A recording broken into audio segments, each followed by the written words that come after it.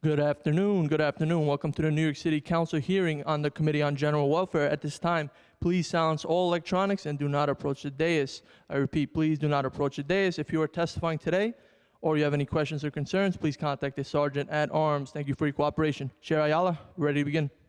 Thank you. Good afternoon, everyone, and welcome to today's hearing. My name is Diana Ayala, and I am the Deputy Speaker of the New York City Council and Chair of the General Welfare Committee. Today, we are holding a hearing on a number of pieces of legislation introduced by my colleagues. We will hear the following bills. Introduction number 791, sponsored by Councilmember Lincoln Ressler, would require the Department of Social Services to post on its website data concerning vacant supportive housing units. Introduction number 1175, sponsored by Councilmember Julie Menin, would require the Office of Civil Justice to establish a permanent program to provide domestic violence survivors with full legal representation throughout divorce proceedings. Introduction 1208, sponsored by Councilmember Jennifer Gutierrez, would require DSS to produce a one-time report on air conditioning in homeless shelters. And introduction number 1232, sponsored by Councilmember Chris Banks, would require DSS to provide notifications for emergency rental assistance program grant approvals.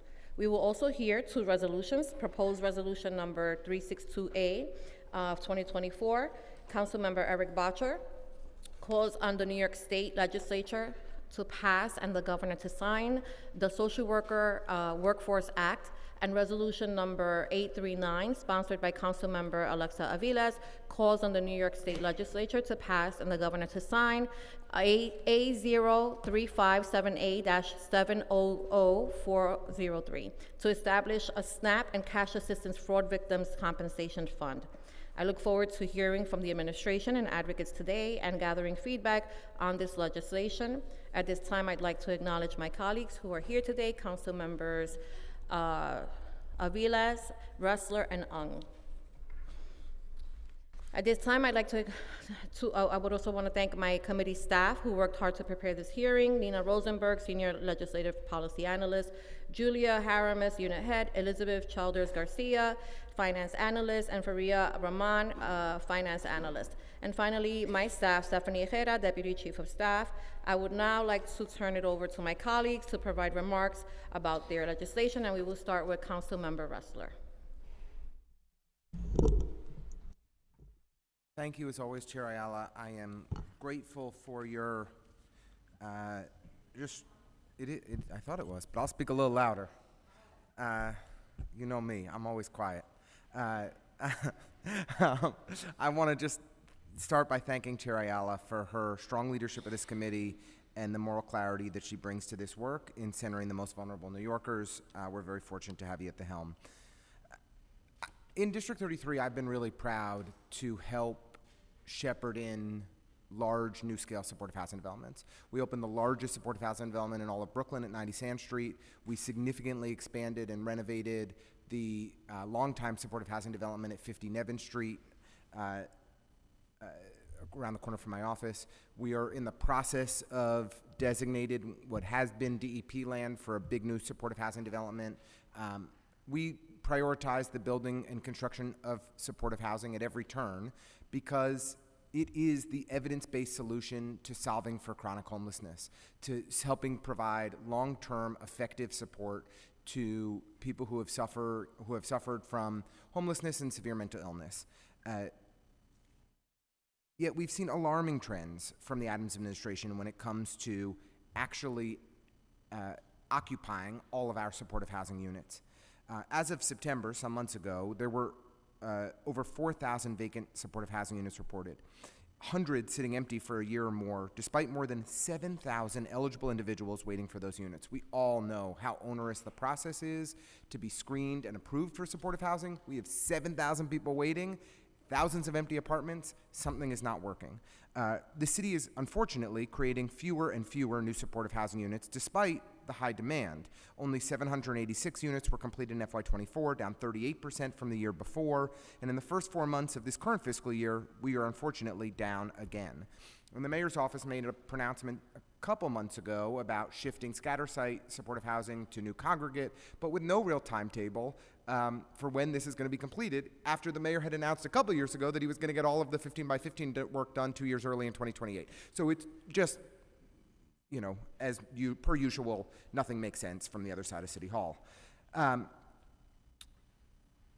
In 2024, only 18% of individuals experiencing street homelessness were approved for supportive housing. Who were approved for supportive housing were actually successfully moved into new supportive housing units. Supportive housing has been shown time and again to work, but we can't solve the problem if we don't have a real up-to-date picture of its scope.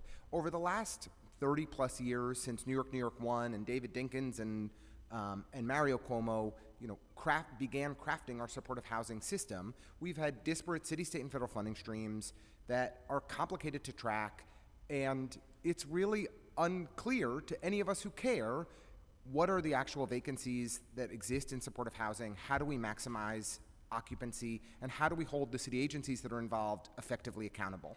And I just don't think that's happening today.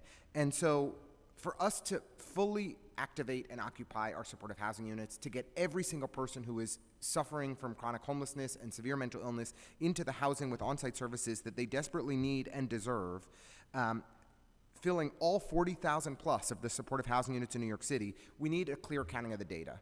We need a real-time dashboard that DSS is responsible for monitoring and sharing so that all of us who care, the providers, the people who are in search of housing, the city council, and other stakeholders can hold the city accountable to making sure that we're filling every single unit. This dashboard model that we legislate in Intro 791 is modeled after something that's worked really well in San Francisco and would help us diagnose exactly where the issues are for chronic vacancies. According to the report from last September, 2,000 of the 4,000 vacant units were just offline, right? And so that is 2,000 units of housing, 2,000 shelter beds that could be filled by, that we could be moving people into permanent housing, then taking 2,000 people off the street, moving them into safe havens or other shelter that would more effectively meet their needs, but instead they're just sitting vacant and we're not making progress and we're not holding ourselves accountable in the ways that we should because the data is opaque. And so I really am grateful to Speaker Ayala, as always, for everything she does, but for Deputy Speaker, oh, you're right, Deputy Speaker Ayala, I didn't mean to promote you. It's been a long day. Deputy Speaker Ayala, for providing the opportunity for this hearing today, and I look forward to the conversation with Administrator French, as always. Councilmember Aviles. Thank you, Deputy Speaker and Chair Ayala. No, all good. I think it just points to her leadership, right? Just points to your leadership. Thank you. So thank you for all your work on this committee and for putting Reso 839 on the agenda today. This resolution is in support of state legislation that would establish a SNAP and cash assistance fraud victim compensation fund, an issue which we have dealt with quite regularly in our office in District 38. It is of critical importance that we pass this legislation here in New York State so that during these times when families are being hit hard by rising prices on food, rent, childcare, and more, no one goes hungry because they are a victim of crime. New York accounts for nearly 20% of all SNAP reimbursement claims filed nationwide, with approximately 85,000 claims being filed between August 2023 and December 2024. However, we know that the number of New Yorkers who have experienced SNAP fraud is likely higher due to fear of reporting, meaning tens of thousands of families would go hungry without this compensation fund. And because we know help isn't coming from the federal government, with our current administration, we must set up and ensure that our neighbors have access to the things that they need for something that is so basic. So obviously we know that the state legislature just adjourned for session, and they will not be passing this bill in this session, which is deeply, deeply unfortunate that they could not find the time to make sure that families who are victims of crime can be made whole by establishing this. This is not a controversial piece of legislation. In fact, it should be a very easy thing we should be doing. So it is obviously, I'm well aware of the timing of this whole thing, but as the arc of justice is long, we will continue to fight to make sure that our city does right by families in need. And so I urge the committee members to sign on to the resolution if you haven't already, and for all of us to ensure that we urge our state colleagues to pass this, Bill A03578 and S00403. Thank you, Chair. Councilmember Banks.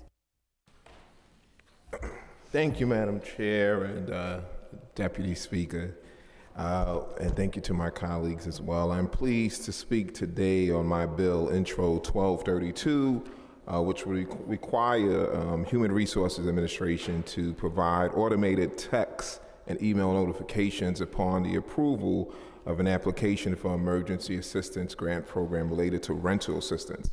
These notifications would be sent to both the tenant who applied for assistance and the building owner or the management agent designated by the owner to collect rent payments, provided that their contact information is included in the application. The notifications would include key details, the approved grant amount, an estimated issuance date, and the method of delivery for the payment. I've been in office just for over 1 year, and since day one, we've had constituents who made complaints about this particular issue. So my constituent liaisons have seen close to 85 to 90% of the cases we handle involved with HR-related issues. And what inspired this bill was a case where a constituent was evicted from her apartment, and even though her one-shot deal had been approved and paid for, the problem was that neither the tenant nor the management company received any updates from HRA. And as we've seen in many of those Rad PAC developments, aggressive evictions have become a common tactic, often with little to no cooperation with the tenants. So ultimately, my staff followed up on the issue and learned that the check had been sent by regular mail and arrived late. The entire timeline from the tenant's application to the eviction and the eventual return to their apartment unfolded over just about 3 to 4 weeks. And the core issue was the lack of timely notification to both the landlord and the tenant. When my office called to inquire, the only information we received was that the application was being processed. This is simply unacceptable in the 21st century. Our constituents deserve better communication, especially when it concerns something as critical as keeping a roof over their heads. This bill is a common sense step towards transparency, accountability, and basic efficiency. And most importantly, ensuring that no one loses their home due to a preventable breakdown in communication. I want to thank my colleagues who signed on to this bill, Councilmember Nassis, Lewis, Brennan, Ayala, and Kuban. I thank my staff and the legislative department and all those who made this possible in helping this legislation hopefully come to life. Look forward to having a dialogue with the commissioner, with the deputy commissioner on this particular intro. Thank you. Thank you, Councilmember Banks. I'm now going to turn it over to our policy analyst to swear in the members of the administration. Administrator French, could you please raise your right hand? Do you affirm to tell the truth, the whole truth, and nothing but the truth before this committee and to respond honestly to council member questions? I do. Thank you. Good afternoon. My name is Scott French, and I serve as the administrator of the Human Resources Administration, HRA, within the Department of Social Services, DSS. I would like to thank Deputy Speaker Ayala, the members of the Committee on General Welfare, and the bill sponsors for holding today's hearing. I will speak to each of the introductions being heard today in turn, highlighting important considerations and concerns we believe the sponsors, members of the Committee on General Welfare, the broader council, and stakeholders should keep in mind in assessing and amending these introductions. Introduction 1175, sponsored by Councilmember Menon, would establish a program to provide domestic violence survivors with legal representation throughout a divorce proceeding. The Office of Civil Justice, OCJ, would be required to submit an annual report on the program to the mayor and the Speaker of the Council. Delivering services to survivors of domestic violence is incredibly important. Our city's network of family justice centers, domestic violence shelters, and non-residential community services are critical components in providing life-saving support. If anyone listening needs help, they can contact 311 or New York City's Domestic Violence and Sexual Assault Hotline at 1-800-621-4673, HOPE. As required by Local Law 5 of 2022, HRA convened a work group with the Mayor's Office to End Domestic and Gender-Based Violence, NGBV, and the Administration for Children's Services, ACS, consulting with stakeholders, including legal service providers and domestic violence survivors. The work group provided important analytic grounding as the city began to think through the challenges posed by establishing a program to provide these legal services within the context of a 24-month pilot proposed in Local Law 5. There are significant challenges in determining the scope of service provision required in this area. Readily available data along a number of dimensions important to provision of this kind of legal assistance is limited, including data on the number of contested matrimonial cases in New York City Supreme Court where one or neither party is represented by counsel, or the number of cases related to domestic violence. That kind of data is important because it would inform contract design, crafting the appropriate contours of the contracts for legal service delivery such that city dollars would be focused on the individuals and types of cases that are most underserved. Program design would also be informed by understanding, given a limited budget, whether it would be more important to focus on brief legal assistance or full representation, and if both, in what proportion for each. An additional challenge the work group highlighted is the timeline of divorce proceedings. The most contentious divorce proceedings can take more than 2 years, impacted by factors like child custody, the complexity of property disputes, and the court's workload. Where providing full representation in the pilot, the city would have to craft a program sensitive to the fact that it is irresponsible for a provider to drop a client in the middle of a contested divorce. Conversations with OMB are ongoing with regard to funding Local Law 5 of 2022. Local Law 5 serves as an important bridge to a potential broader legal services program for domestic violence survivors.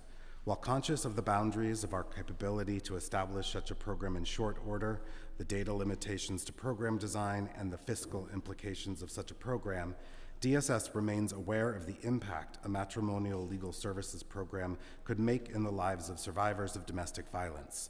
Alongside our NGBV and ACS partners, DSS stands ready to continue the conversation with the Council. Introduction 791, sponsored by Councilmember Ressler, would require DSS to post on its website each month data concerning vacant supportive housing units, including the total number and percentage of all supportive housing units in the city that are vacant, as well as the number of vacant units at different stages in the placement process. DSS would also be required to provide data beginning 12 months prior to the enactment of the law. Transparency is an important goal, and we are open to partnering with the sponsor and the Council to deliver timely, accurate data on vacant supportive housing units. There are significant aspects of the legislation we would want to discuss in further detail to achieve that goal. For instance, harmonizing this proposed report with existing reporting and methodologies for reporting on supportive housing vacancies would mean DSS would be able to deliver this report in a cost-effective manner. Aligning definitions across reporting already in place would allow for creation of a proposed report without having to fundamentally restructure logics, programming, and databases used to produce a report. Note that misalignment would result in a report that is onerous to produce, costly, and undeliverable in a timely fashion. Furthermore, looking at vacancy data in two different reports with different approaches could lead to confusion. In this area, HRA would want to leverage the ongoing work of HRA's Office of Supportive and Affordable Housing and Services, OSAS. The OSAS team is committed to ensuring that supportive housing vacancies are monitored and filled quickly. OSAS has developed sophisticated reports to review all vacancies in CAPS monthly. The occupancy rate for the OSAS referred units is 96.4%, and we feel these tools have been instrumental in the increase in occupancy rate. The reports OSAS creates are used to constantly monitor the system, identify issues, and implement interventions where needed. Introduction 1208, sponsored by Councilmember Gutierrez, would require the Department of Homeless Services, DHS, in coordination with DSS, the Department of Housing Preservation and Development, HPD, and the Department of Youth and Community Development, DYCD, to issue a one-time report to the Mayor and the Speaker of the Council on the availability of air conditioning in homeless shelters. The report would detail which shelters have air conditioning, identify shelters with air conditioning only in some areas versus the whole facility, specify the types of air conditioning systems used, highlight shelters that need air conditioning repair, and provide information on shelters that have installed air conditioning in the past 12 months or plan to do so within the next 12 months. DHS recognizes the critical role that high-quality shelter facilities play in meeting client needs. DHS has expressed its commitment to phasing out operations in sites that no longer meet agency standards and transitioning to sites that better accommodate clients, continuously seeking to raise the bar in shelter quality and client care. As part of this ongoing commitment, DHS has issued an addendum to the current nonprofit social service provider open RFP that all new shelter sites include air conditioning.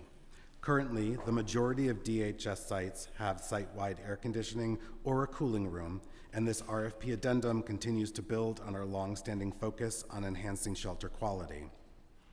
DHS recognizes the importance of transparency in this area and welcomes further dialogue with the sponsor and council regarding Introduction 1208, specifically the granular level of detail required by the report and privacy challenges associated with the report.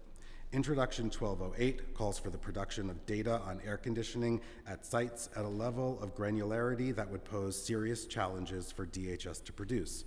Given the size of the system and the diversity of air conditioning setups, DHS does not maintain a centralized tracking system of air conditioning repairs, as such maintenance is managed directly by individual shelter providers. However, DHS is kept informed of any major air conditioning or heating issues that impact shelter operations and clients.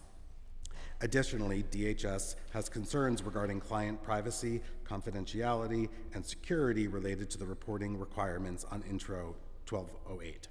Two key factors underlying DSS's focus on privacy in direct or indirect shelter address disclosure. First, clients deserve to retain dignity during the time they are in shelter. Second, there are serious security considerations DSS must take into consideration on an ongoing basis with respect to shelters serving survivors of domestic violence and the potential for disclosure of their addresses. Introduction 1232, sponsored by Councilmember Banks, would require HRA to provide an automated text message or email notification upon the approval of an application for the Emergency Assistance Grant Program pertaining to rental assistance. Such approval notification would be delivered to the tenant applying for assistance and the building owner or managing agent designated by the building owner to collect rental payments from the applicant, to the extent that such information is provided in the application. Notifications would include information on the monetary amount of the award via the emergency assistance grant, an estimated issuance dates for the assistance, and the mode of delivery for the corresponding check. Access HRA is a critical tool in informing clients about the status of their case. Clients may opt to go paperless and receive notification via Access HRA. Otherwise, they will receive mail or mail and Access HRA notification updates as to the status of their case. We have various concerns with Introduction 1232, including privacy, the use of text message and email, and notice requirements. Given the outstanding privacy concerns, HRA does not support the Council moving forward with Introduction 1232 as drafted, but would like to continue conversations with the sponsor. Thank you to the sponsors and Committee on General Welfare for considering these introductions.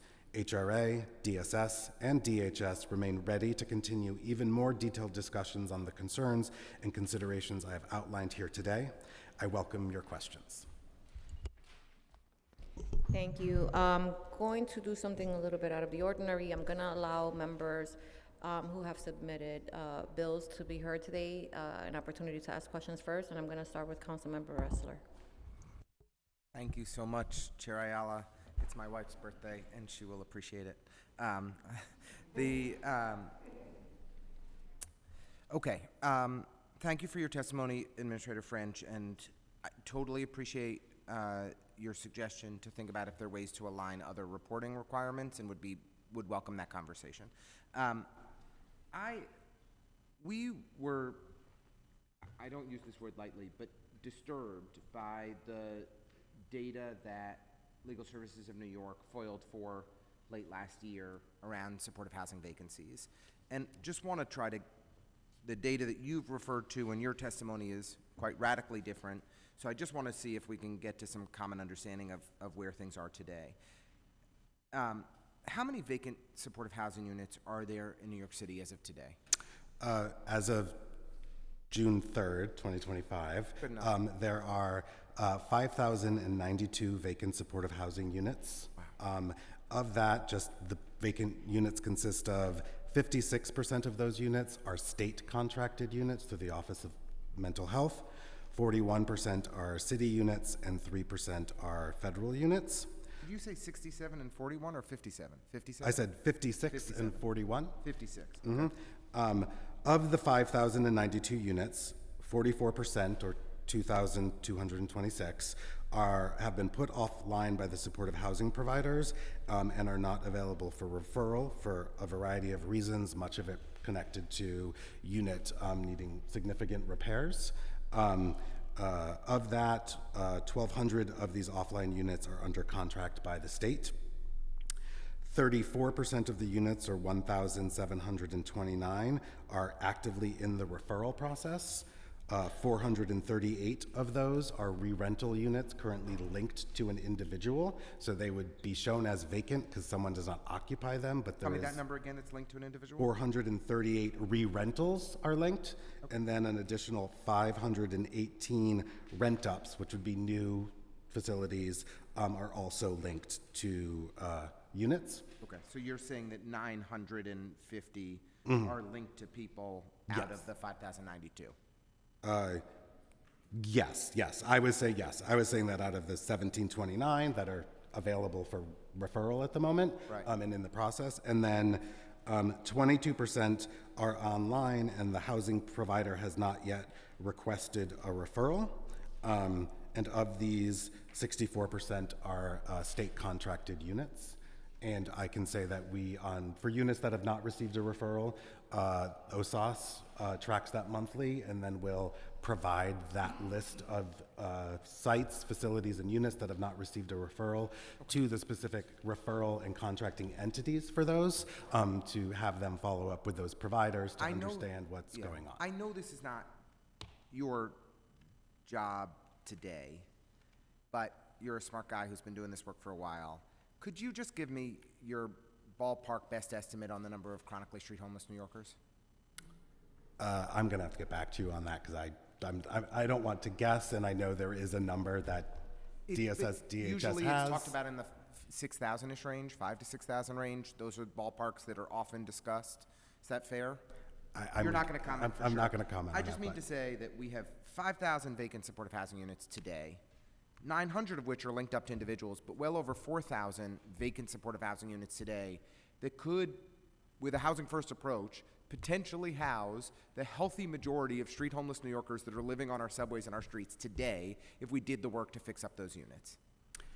Street homeless individuals is not the only individuals who need and can utilize supportive housing. So Understood. I would say the universe of individuals, who can benefit from supportive housing is broader than that. I would also say that the number of vacant units is not static in regards to what comprises that number is different over time, right? We do focus on units we have seen being vacant for extended periods of time by bringing those trends to the referral entities or the contracting agencies to have them follow up to understand what specifically is going on. I think also within a system like this, there is always going to be some type of, vacancy rate at any point in time. That's how a system works and moves and allows people to move in and move out.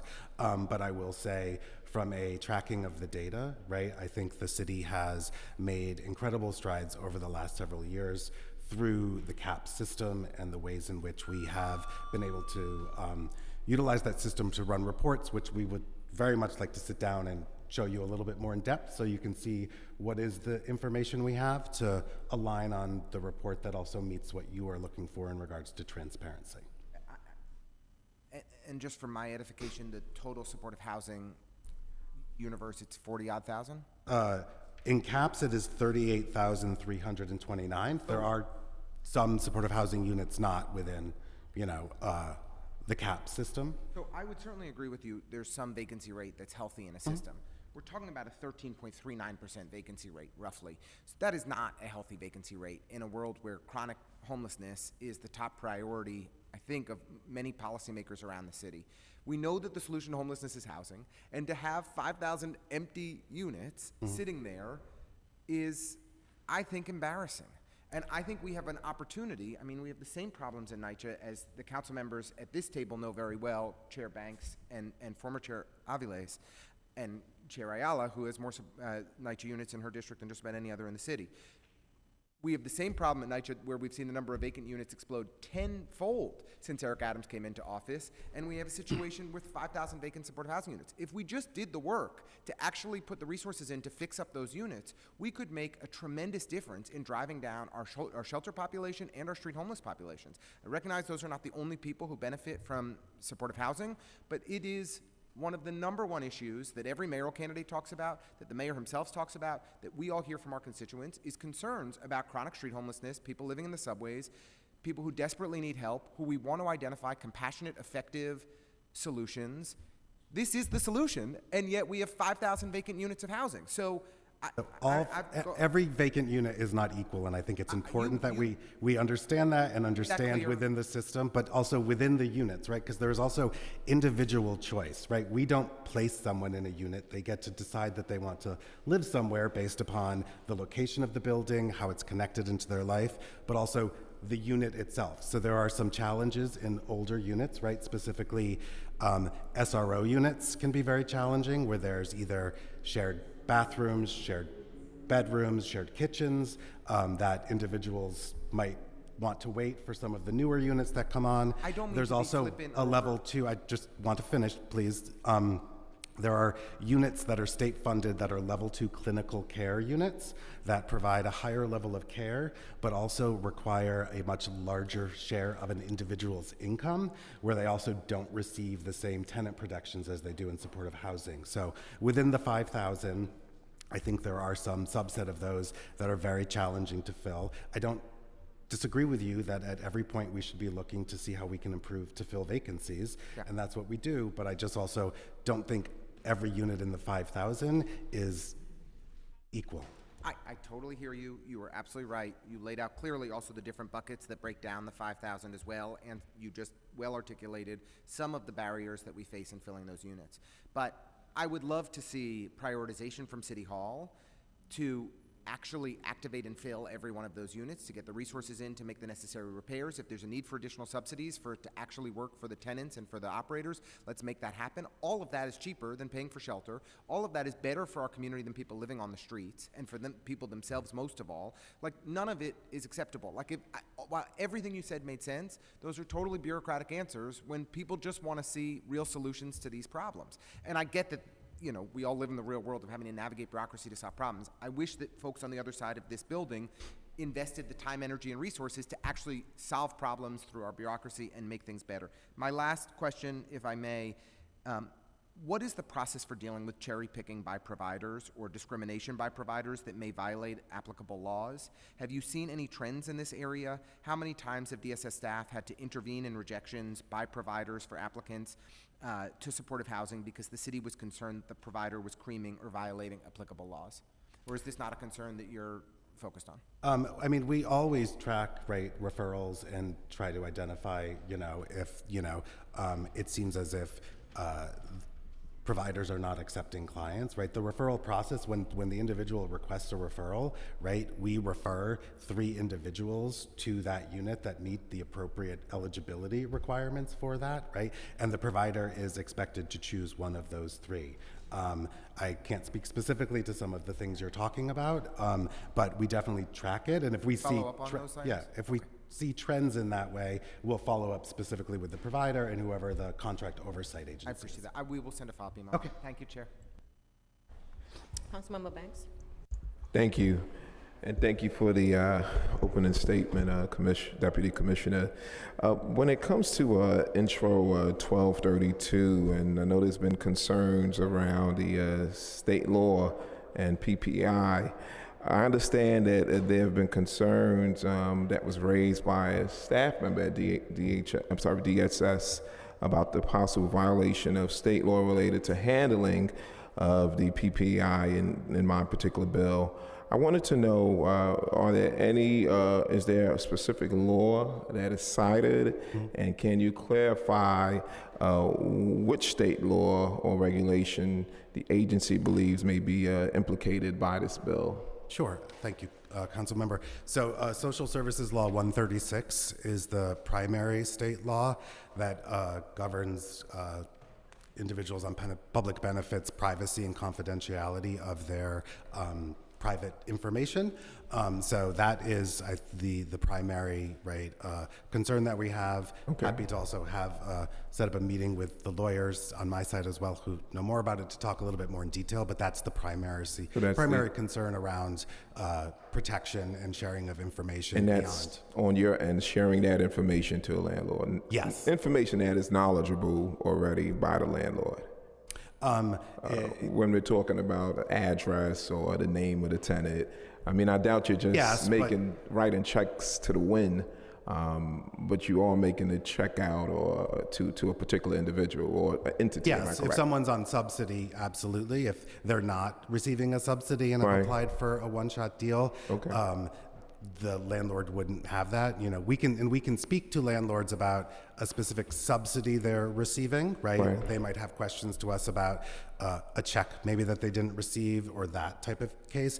In that instance, we can speak with guardrails. Well, this is a situation where to the landlord around the subsidy they receive, not in particular about the individual connected to the subsidy. But keep things in context. This is about transmitting payment to a particular entity or a landlord for arrears, right?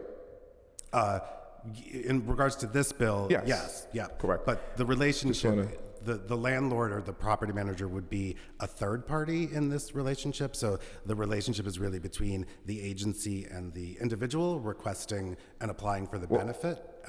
So the communication is directly with them around what they've provided and then what our determination would be based on. Are you aware, what are the documents needed to apply for a one-shot deal? I can get back to you with the details, but it would be we would need a lease? A determination of Would a lease be a document a that would be statement required? of arrears, along with some other information. An individual would need to do an interview. Would a lease be a document that would be required to present? To show that there's some type of contract or agreement between the two? Yes, we would need some proof that the person is responsible for the rent of that particular. And on that lease, it would list the landlord's information and the tenant's information as well? Correct. Okay. For the record, when it comes to landlord access to PII, regarding the issue of PII, what specific types of personal information does the agency believe would be at risk if a landlord were to receive status updates for one-shot deal applications or similar services? And given that the landlords already possess this information, such as tenant social security numbers, full name, other identifiers, what additional risk does the agency foresee? One of the key components of the social services law and the confidentiality is actually the person being in receipt of public benefits and identified as someone as such.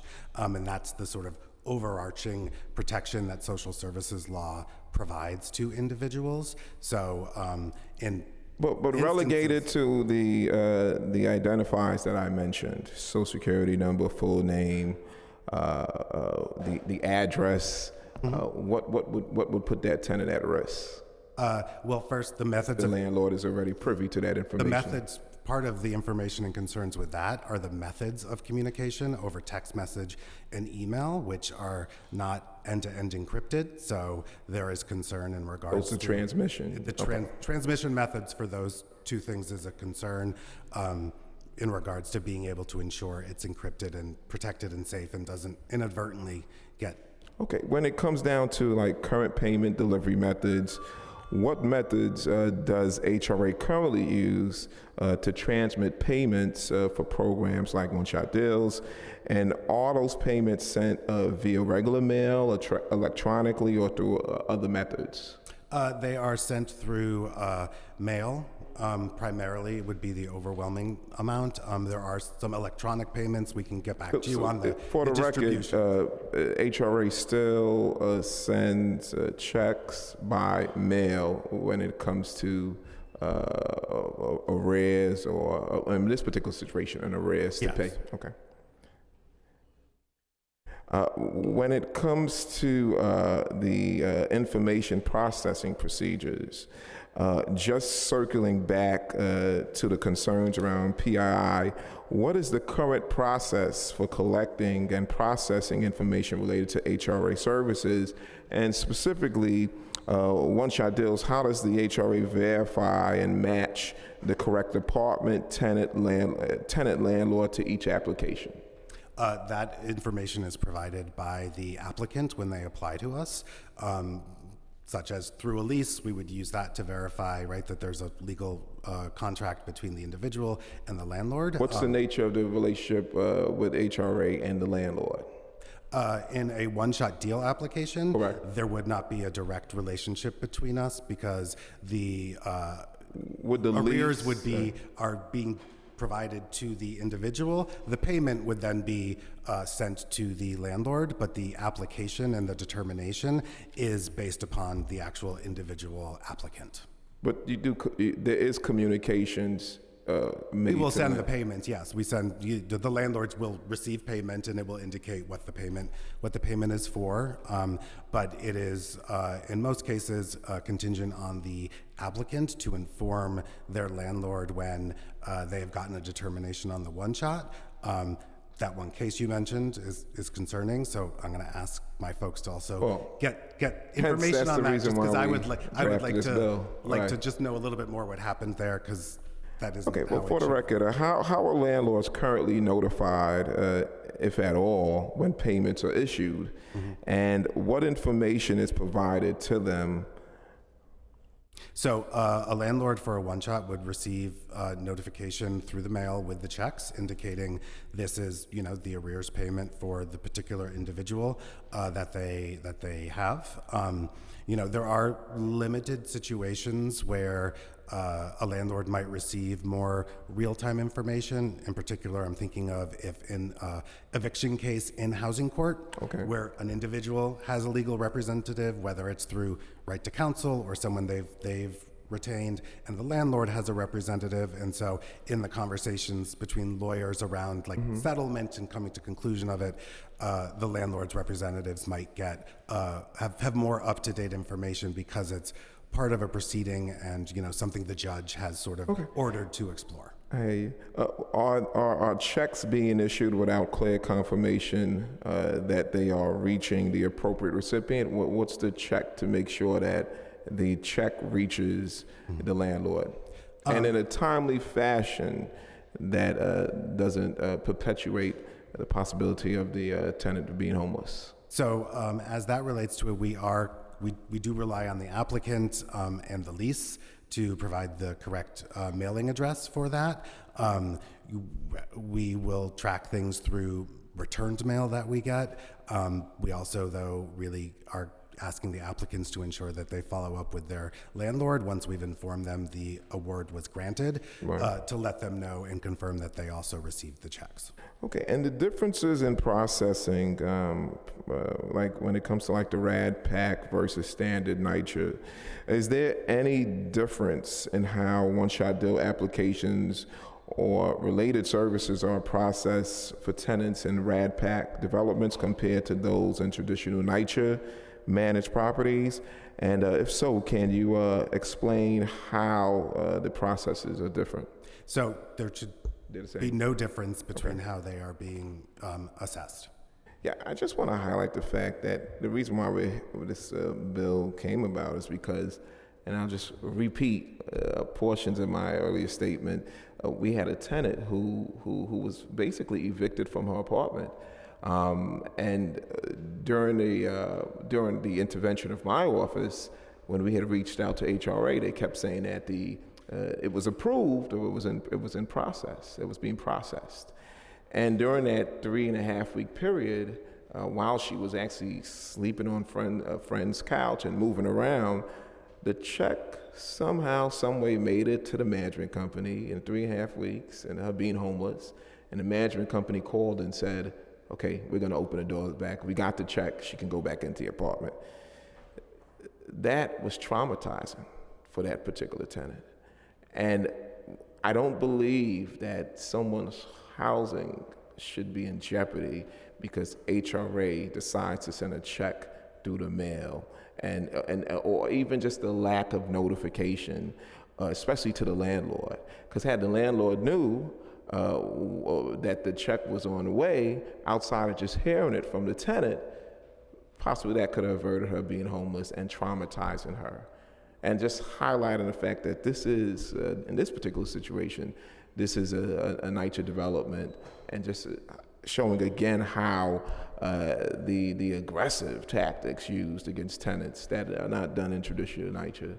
So I look forward to having continued dialogue. I'm hoping you'll come around to supporting this bill, and we can finally close this gap which continues to put trauma on tenants. Thank you. Thank you, Madam Chair. Thank you. Administrator French, I want to just piggyback off of some of the questions that Councilmember Banks just asked. So do you know how many New Yorkers a month apply for one-shot deals for rental arrears? Yes, it's approximately 19,000 a month. 19,000. Do you know how many of those are denied due to, I don't know, I'll give you one of the ones that I hear the most, missing documents? I do not have the denial rates broken down by denial reason. We can look at that and get back to you on that. Do you have the percentage of the denial rates? Yes, so I just want to make sure I'm in the right place here. So the average approval rate for non-recurring applications is approximately 28%. And that can be due to a variety of different reasons as it relates to one-shot deals. There are state requirements as well, in particular around a future ability to pay the rent that has to be taken into account when determining if we would be approving a one-shot deal, but that is the average. Okay, do you look into the data I'm trying to decipher here if the DSS or the HRAs most specifically is looking into why the approval rate is at 28%, right? And if we're disaggregating data by people failing to submit documents, right, which I hear regularly, then why, is that happening? Is it on our end? Is it on the applicant's end? Right. Because I've had, when you have a few people, saying, well, I had a difficult time, right, we expect that things are going to happen. A fax didn't get through, a letter didn't get in, but the majority of the cases that come before us are of individuals that have continuously say that they have submitted every document 2, 3 times, 4 times, and that they are repeatedly made to either resubmit or denied. And so that's troublesome because we should be tracking that and figuring out where the disconnect is to make sure that this process is a little bit more seamless. Because I agree with Councilmember Banks. This is a very stressful process for individuals that are facing eviction, and the more work that we can do to streamline the process and make it easier, I think would be beneficial for all of us. I agree, and I think some of what's in Councilmember Caban's bill will also help, I think, address some of the potential miscommunication or misunderstandings, right, that may occur, and hopefully catch things a little bit earlier in the system. But we always are looking at ways in which we can improve it and figure out where things are on our side. What can we do to help change that? Okay. I think I had a couple of others on this one. Do you know what percentage of cases, what the percentages of cases where a landlord did not receive a check or have any, or that led to an eviction? I do not have that information. I can't read my own handwriting, sorry. Okay, OMB provided a cost estimate of $64,000 in annual OTPS to operate and maintain the notification system required for this bill, as well as a one-time OTPS cost of $305,000 to develop the system. DSS already does similar work that is required by the bill, such as text messages, notifications that HRA sends for benefits such as Medicaid and fair fares. Can you provide a more detailed breakdown of what the cost estimated is for? We would have to follow up with you on that, but there would definitely have to be system issues and changes because the way in which we do communicate through text message and like email at this moment are very basic messages, such as like for Access HRA, like we all would sort of get the standard, like you have a new message or a new document has been posted to your Access HRA account, please log in to check it. Notifying individuals about a one-shot deal also has requirements at the state level through the Office of Temporary and Disability Assistance of what is sort of the level of information that must be provided within a notification of a application for public benefits. So there would definitely be additional system issues that would need to happen to be able to communicate in that fashion. Okay. Additionally, DSS has capital funding budgeted for Access HRA and other HRA benefit assistance systems. Would the existing budget capital funds fulfill the cost needed to implement the requirement of this bill? I will have to get back to you on that. I think Did we submit these questions to you, Administrator? I didn't get that detailed of a question. I have not seen, but I can't speak if the teams got it. They may, and I just might not have that in front of me. Apologies. Okay. Just checking. All right. I'm going to move into intro 0791 in relation to requiring the Department of Social Services to post on its website data concerning vacant supportive housing units. I know Councilmember Bressler asked a bunch of questions. I just wanted to follow up on a few. Do you know how long on average units sit vacant? That number can sort of be a variety of time based on many factors, but what I can say is, let me just,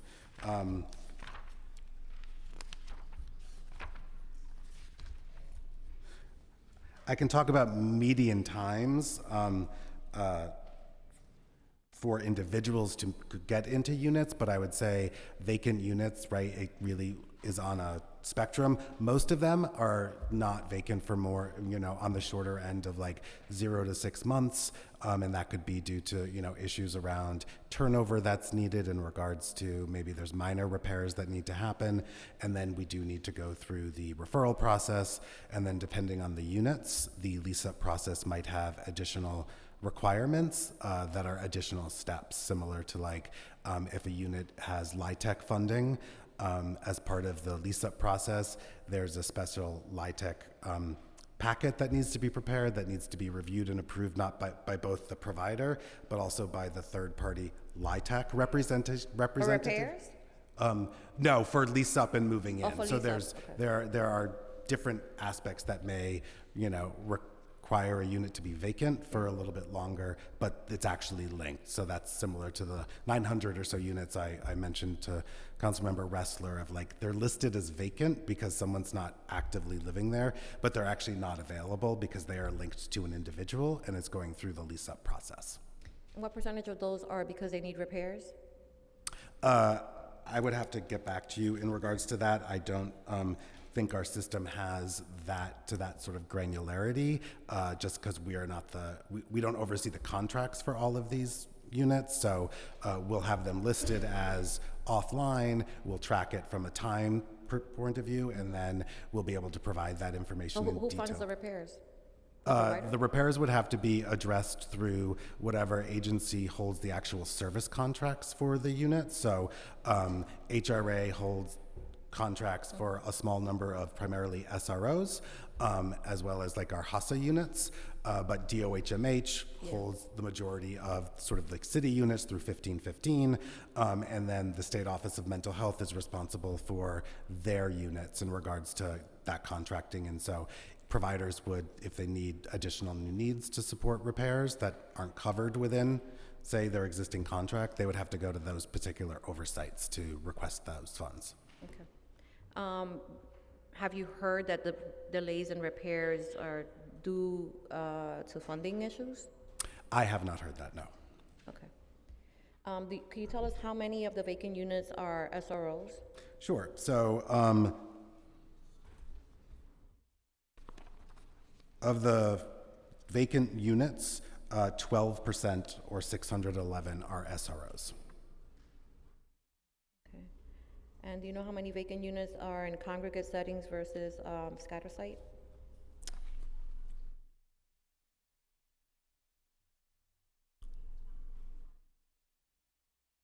I do not have the breakdown of congregate for scatter site. My apologies. We will get back to you with that. Okay. How many move-outs of supportive housing are there on a monthly basis, and can you disaggregate by population type? Sure. From June 1st, 2024 to June 1st, 2025, there were 3,325 verified move-outs from supportive housing, averaging approximately 277 per month. There are 9 different categories, so I could read them here, or we can just provide it to you after the hearing. There are 9 different categories? There's 9 different categories of Okay. supportive housing. Go ahead, spill it. Okay. ESHI is on average, is 4% of monthly move-outs. The general population is 8%. HASA single adults is 1%. HUD COC service funded is 2%. New York 1 and 2 are 17% of the monthly move-outs. New York 3 is 22%. NYC 1515 is 8%, and then SMI singles is 38%. Okay, appreciate that. And then there's other category, which is 0. If you, yeah.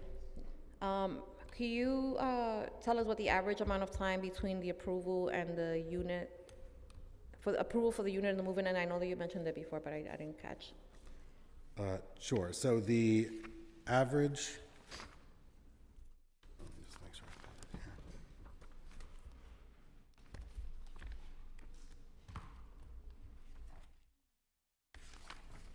So, median days. So for an individual, the median days from their application to determination date of eligibility is 1 day. Their median days from determination date to referral date is 63. And then the median days from determination date to move-in is 139 for specific individuals. For most of the units that are vacant, we see that those are vacant.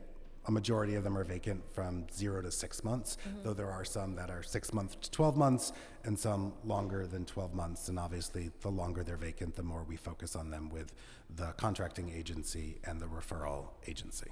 Okay. All right, I'm gonna move on to intro 1175 in relation to civil legal services for domestic violence survivors and divorce proceedings. In 2022, the New York City Council enacted LL5 of 2022, requiring a 2-year pilot project that would provide legal representation to domestic violence survivors undergoing divorce proceedings. What is the status of the pilot, and what is the anticipated cost of this pilot program? Certainly. So at the time of the work group, the estimated cost for the pilot was $24 million over 2 years. That was done in 2022, 2023, so the estimate would need to be assessed again. Over the years at this point, the funds have not been able to be allocated for that pilot. We are in active conversations with OMB at this point about identifying funds to be able to move forward with the pilot, but due to a variety of different fiscal issues over the last several years, that funding was not able to be secured for this specific pilot. So the administration didn't prioritize these dollars, even though this is a local law? We looked at the local law. The local law was subject to appropriation, and based upon priorities. They were not able to be appropriated, but I can say we are in active conversations about it. So it is something we are still looking at and, hoping that we can do moving forward. So it has not been, put to the side. It's just, given the variety of different factors, it hasn't been funded yet. I mean, it's disappointing to hear that, services as important as these, right, that serve such a delicate population are not a priority in the administration's, budget cycles. And so I'm really disappointed in that, because I remember sitting in on the first meetings when we were hearing this bill, and I'm on my way out. So we started talking about this bill maybe, 6 months into my term into the council, so maybe 7 years now, and we still haven't seen the pilot. Is there any assurance from the administration that it's going to be funded this year? We are in active conversations with OMB to see if this can be funded, but those conversations are ongoing at this moment. When would you know? I'm sorry? When would you know for sure? I will get back to you, Ray, on a timeline as to when we would know. I mean, because I understand your position, right, is that you would rather do the pilot before we codify this into law. However, we're in a predicament here, because the pilot hasn't been started, even though it is local law. It hasn't been prioritized in several budget cycles now, and there's no assurance that it will be in this budget cycle either. So I don't know that I'm inclined to entertain, right? Because I said the same thing when I saw the bill initially. I said, well, why are we legislating this if we've already passed local law to create a pilot? Which I'm happy to support, because I agree with you. We need a pilot to better understand what the needs are, how much it's going to cost, what are the nuances. But if there is no assurance that this is going to get funded and it's not a priority for the administration, then it puts us in a conundrum, because then it appears that we may have to just pass it legislatively, which forces the administration to fund it regardless. I understand your concern. Okay. I just have to say that on the record. I understand. I get it, that you get it, but I don't think that other people get it. And that for me is very personal. I remember that hearing very vividly, because it actually triggered me. I was married for a long time and in a serious domestic violence situation, and we had separated, and we were separated for many years before I was able to finally get a divorce, because I couldn't afford to do that. And there were no legal services available to families like mine that would help. And I ended up inevitably getting the divorce years later by paying one of those ads that you see on the street, like $4.99 divorce. Yeah, no, it's true. It's $4.99 or $3.99, whatever, for a divorce, and all they offer is really the resources of filling out the paperwork for you that you can then hand over to the court. They stamp it, and then you sign, and it's over. But it separates you from the trauma of that relationship. So that is, so for me, it was really important to be a part of that, to support that. And it really saddens me that we haven't gotten there yet. And I understand, that we have a lot of fiscal responsibilities and have been in turbulent times. However, these are men and women that are stuck in situations that they, whether they want to or not, cannot, that have, serious consequences. If you get, in my case, I was in another relationship. I had 2 children in that relationship. Those 2 children now legally belong to the husband that, abused me, that I'm, that is not the biological father of those children. And, there's a lot that happens if I want to buy a house. If I die tomorrow, this person can collect, my pension. We should have those resources readily available for folks, and I don't think that is that. I think that when we had the pilot, I think you would have seen that most people don't need extensive legal provider services, and that are going to take years, but rather they're probably going to fit into the criteria that I just described of myself, right? That they need somebody to help them fill out, the documents that need to be filed with the court.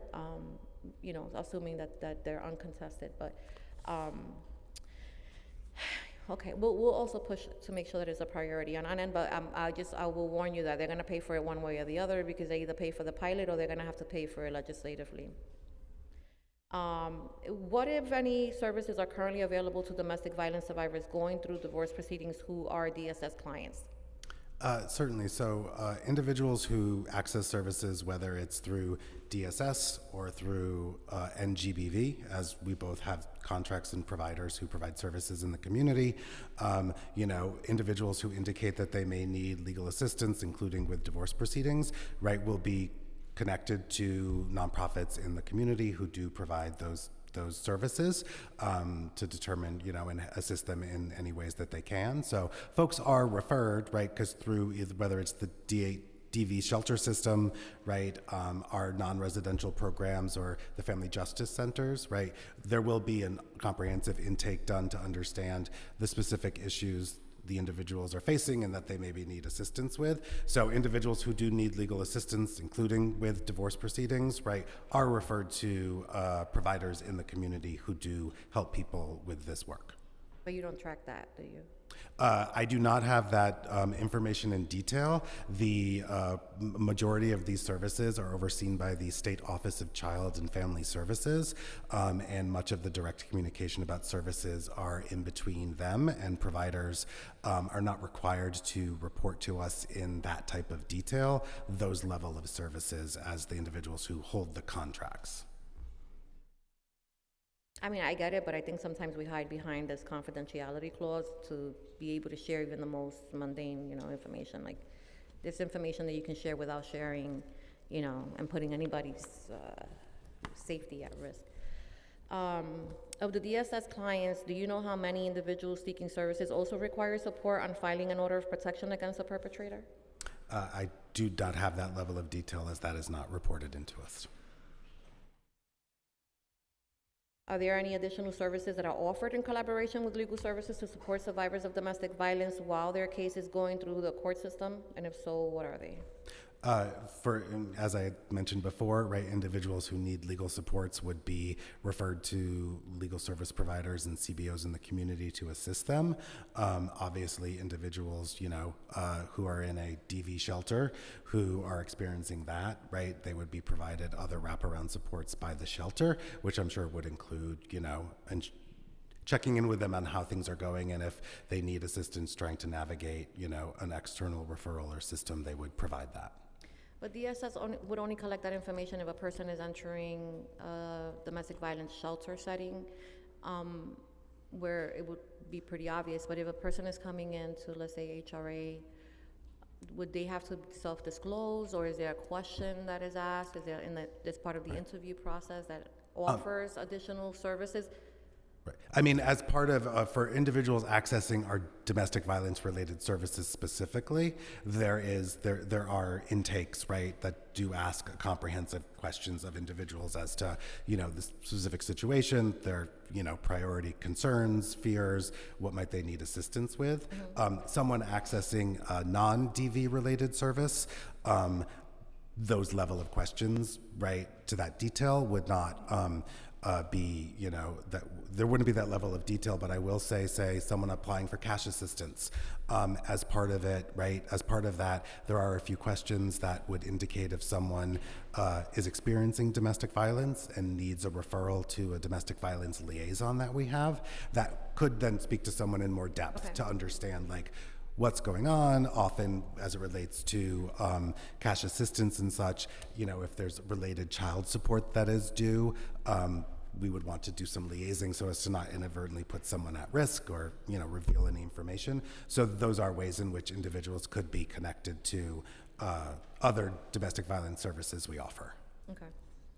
I mean, I think, wherever we can kind of squeeze in those questions, because people won't voluntarily self-disclose all of the time. Yes. And sometimes, we see that in domestic violence situations, victims are reluctant to kind of, yes, go to a provider for fear of, retribution by their aggressor. OMB provided a cost estimate of $12,700,000 for this bill in order to contract with nonprofit legal service providers. Can you provide a more detailed breakdown of the $12.7 million cost? Additionally, I'll need to follow up with more detail on the 12.7. Okay. And can you tell us if HRA, does HRA estimate how many nonprofit legal service providers will be contracted in relation to the bill? We have not estimated that in regards to really understanding also within the community how many providers would actually be interested and also have the facility to do this work. So that is something that, through the procurement process, we would start to understand, right? Providers. We know of some providers who do this specific type of work, but, the level to which others might want to enter into the line of work, we do not know. Okay. I'm going to move on to Intro 1208. In relation to a report on air conditioning in homeless shelters. How many shelters in New York City currently have air conditioners, and how many of these are city-owned and operated?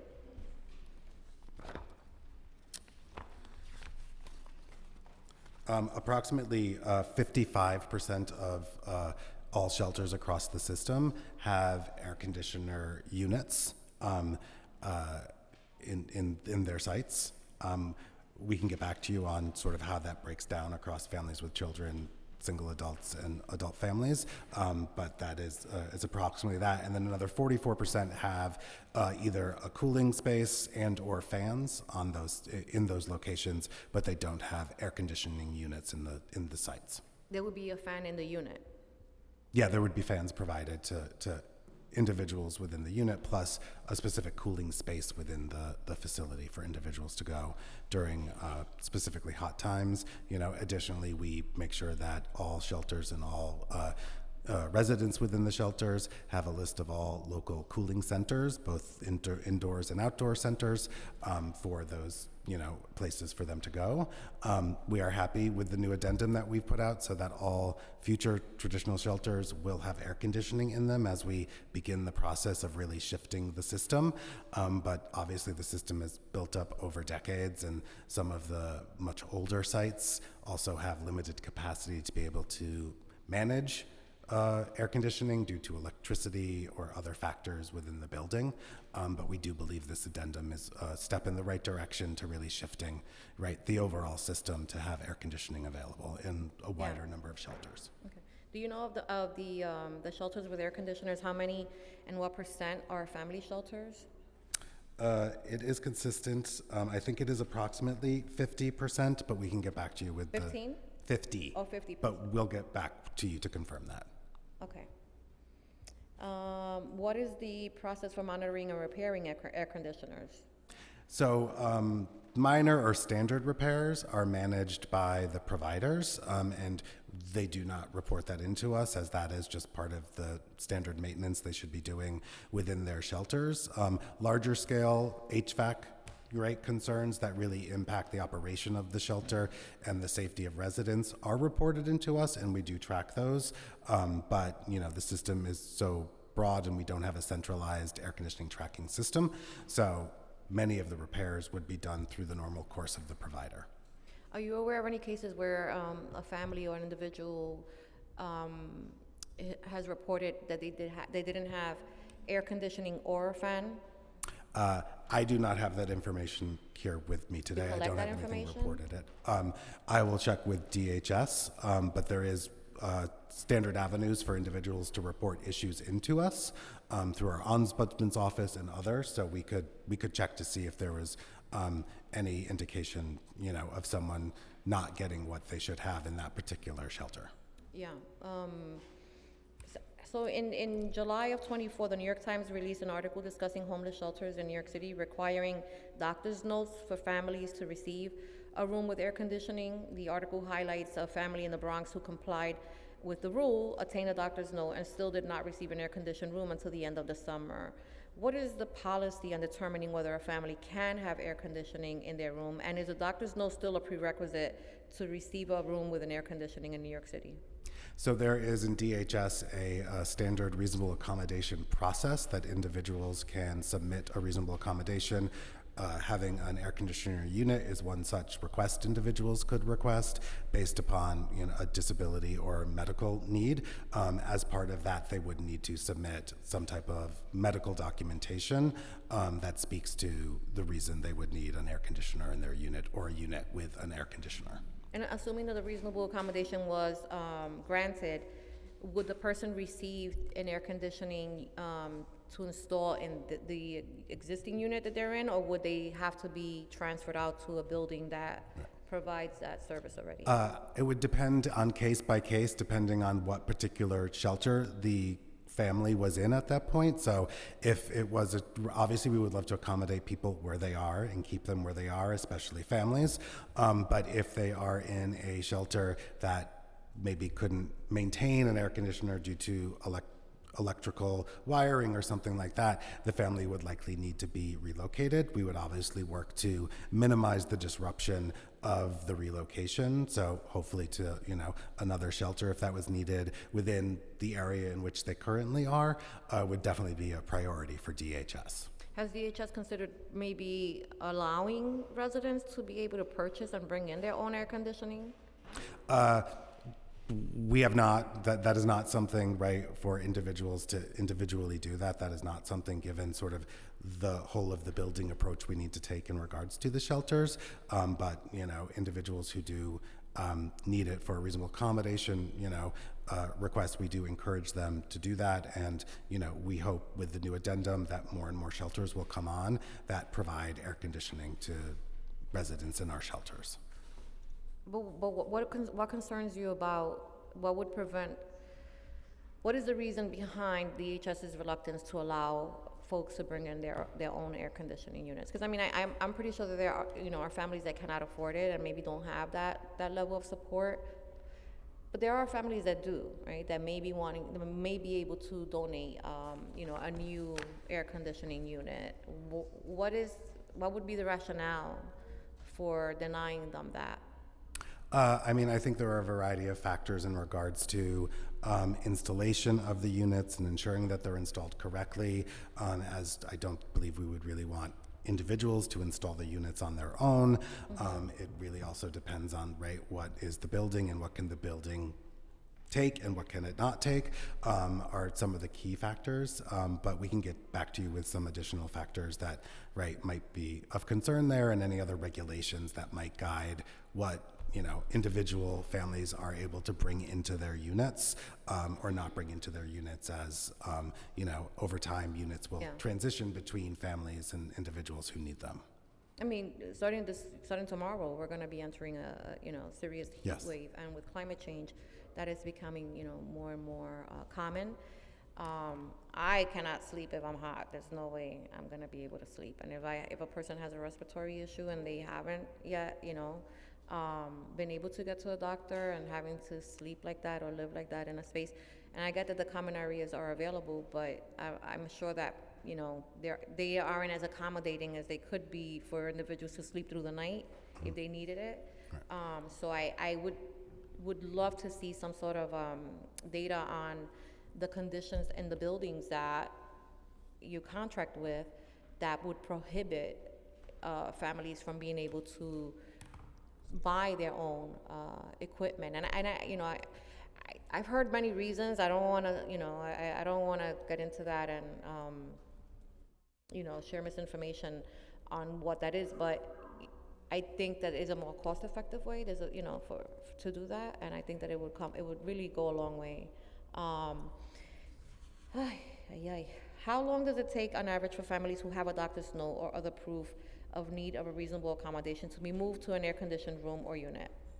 I will have to get back to you with that information. I think it can depend based upon, right, if a unit needs to be installed, that is probably something that could happen relatively quicker than if we needed to relocate the family. But we can get back to you with, on average, how long does it take? Okay. Do you know how many shelters in New York City do not have air conditioning in every room? So that would be approximately 44% of the shelter system. There are over 400 shelters. Okay.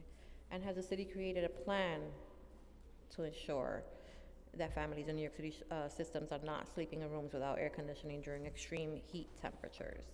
So we do have, right, during periods of time where there is an extreme heat, right, we do have our code red procedures, and, you know, we'll work with families, right, to have them go to cooling, right, if they don't have an air conditioner, to the cooling room, having fans in their room, to address, you know, how to help them through that period of time, as well as connecting them to local cooling centers. Again, cooling centers are only open to a certain amount of time. Okay, I'm moving on to resolution 362, calling on the New York State Legislature to pass and the governor to sign A.5291 -7, S.5975, the Social Worker Workforce Act. Social workers make up what percentage of the social services employees, the social service employees employed by DHS in New York City? So there are, across DSS, HRA, DHS, there are 90 social workers, which is 0.7% of the 13,243 employees we have. A large bulk of our employees, right, are benefit and eligibility specialists, which is the key social service we provide. We also have caseworkers who provide supportive case management and other activities. So I just don't want it to seem as if, right, social workers are the only title that provides these services. Obviously, in the case of DHS as well, a majority of their services are provided by nonprofit vendors who have their own staff who, you know, provide mental health supports and other supportive supports to residents. I mean, that number seems pretty minimal to me, considering the type of services that DSS provides. And I get it, right? We all have to kind of pivot depending on how many, you know, how much funds are coming in. So we hire, you know, caseworkers that are not, but they have to have a certain level of experience, right? That social workers bring to, you know, to the table. Being able to recognize mental health disorders, being able to identify domestic violence, being able to provide, you know, the level of information and care that each individual, right, in need of services is entitled to, should be entitled to, is difficult when we are, because of fiscal, you know, matters, not hiring the appropriate staff, right? So that is where it kind of. Right. I would say the services we have where the level of service and support needed is through a licensed social worker. A majority of those services are provided by actually nonprofit vendors. So through our DV system that is, you know, done through providers, the DHS system through providers. So, you know, and then obviously we do have some social workers through some programs that are not provider driven or operated. But so I would say that there are, you know, people do access those services. Oftentimes they're accessing them through a nonprofit that we've contracted with rather than those services So is a nonprofit directly. contract, does a nonprofit contract require that the organization have a social worker on staff? So depending on the specific contract, yes, there will be staffing requirements, right, as related to what type of staff are required and expected through the provision of those services. And so depending on the service, we will identify, right, where there are expectations around social workers or other like licensed clinical mental health. That will vary across programs depending on what the program needs, but that would be part of the scope and expectation for providers, depending on the service that they're providing, to have access to those types of individuals with that type of training. So the 0.7% is basically just under the purview of the administration, your Just agency. city staff. So it would be Not- a city staff civil service title. Yes, we can get back to you with estimates around what, you know, within the provider community who provides our services, where they are, but there is, so I do want to make sure everyone knows that, like, we are providing access to social workers. Much of that is going to be done through a nonprofit rather than directly through a city worker. I mean, I'll tell you, there's no way you can convince me that I'm not a social worker, and I'm not. Yep. I'm not, right? But I was trained by some of the best social workers, and I picked up a lot of really valuable information, so I'm actually really good. But I can tell you that there's a very clear distinction between, you know, what social work, the level of services that social workers are trained to do, based on somebody that we're hiring that has good intentions and maybe, you know, is familiar with some of the issues that, you know, that impact our communities. I'm not saying, insinuating that service is not, you know, is not great, but there is a difference. There's a really big difference. When I started working, my first job out of college was at a senior center, and we had so many people coming in to the center that visibly had serious mental health issues. Like, I mean, they were waiting for me outside praying in the middle of the street, you know, blessing cars. I had one that, I mean, I could go on and on, you know, on the issues, and nobody was there. I mean, they had been there for years, and nobody recognized that in them. And so my supervisor, you know, used to say, they weren't here before you got here, but I'm like, they were here, just we didn't have the experience staff, right, to pick up on if a person is repeating themselves, right? It may be that they're starting to get, you know, dementia, but it could also be a medication issue. It could also, you know, it could be so many different things. And as social workers are trained to be able to identify those issues. So they are a really critical part of the social services, you know, umbrella. And, you know, so whatever you can do to get me Completely that agree number. with you. I too Yeah. worked in aging before I came to the city, or Yeah. worked for Sage, The and difference. understand the real importance of social workers and what they bring to it, and how they can really work with individuals to identify what needs they may have. Is there any way for you to track how many licensed social worker candidates pass the licensing exam on the first try? That is not some information we would have on that. That would really be information I think the licensing board would probably Yeah. need to provide. Okay. All right. Moving on to Reso 0839, calling on the New York State Legislature to pass on the governor to sign A03578 slash SO 00403 to establish a SNAP and Cash Assistance Fraud Victims Compensation Fund. Do we know how many New York City residents have been impacted by SNAP and Cash Assistance fraud this calendar year and in 2024? So I can report how many claims have been filed, which would be a proxy, but I will say, given that the ability to reimburse for SNAP federal benefits ended at the end of December, this is definitely going to be an undercount, as individuals would have not submitted a claim given they were not able to. But total claims filed, so for cash assistance, for this year, it's been, so far to date, it's been 12,476. In the prior calendar year, 2024, it was 35,312. For SNAP, so far this year, it's been 22,538 claims filed. Last year, it was 86,232. Do you know what that amounts to in total benefits that were stolen? Yes, so total report stolen. So cash assistance for this year so far, the reported stolen was approximately $3.1 million. In 2024, it would have been approximately $8.6 million. For SNAP, so far this year, it's approximately $11.7 million. And last year, it was $42.3 million. I think it would be more cost effective for the state to just create the chipped card, and we can all be done. Agree with you that the chip card is the way to go. I know there's two bills at the state level, which, similar to this Reso, will now have to wait until they come back, but it is something that we continuously advocate for as well in regards to the way to really address this, is to utilize modern technology. Okay. Okay. All right, Administrator French, thank you so much for being here today. It's always a pleasure to have you. And we look forward to getting the responses to the questions that we weren't able to get a response to. Thank you. Thank you very much. All right, we're going to take a very quick 5-minute bathroom break, and then we will start.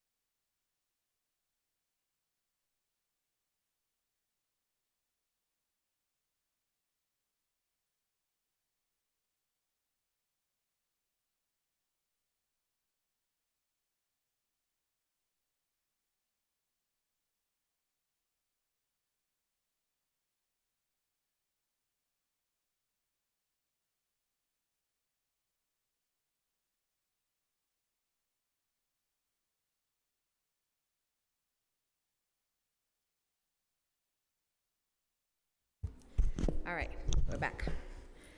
I now open the hearing for public testimony. I remind members of the public that this is a government proceeding and that decorum shall be observed at all times. As such, members of the public shall remain silent at all times. The witness table is reserved for people who wish to testify. No video recording or photography is allowed from the witness table. Furthermore, members of the public may not present video or video recordings as testimony, but may submit transcripts of such recordings to the Sergeant of Arms for inclusion into the hearing record. If you wish to speak at today's hearing, please fill out an appearance card with the Sergeant at Arms and wait to be recognized. When recognized, you will have 3 minutes to speak on the legislation being heard at today's hearing. If you have a written statement or additional written testimony that you wish to submit for the record, please provide a copy of that testimony to the Sergeant at Arms. You may also email testimony to testimony@council.nyc.gov within 72 hours of this hearing. Audio and video recordings will not be accepted. We will now call up the first panel.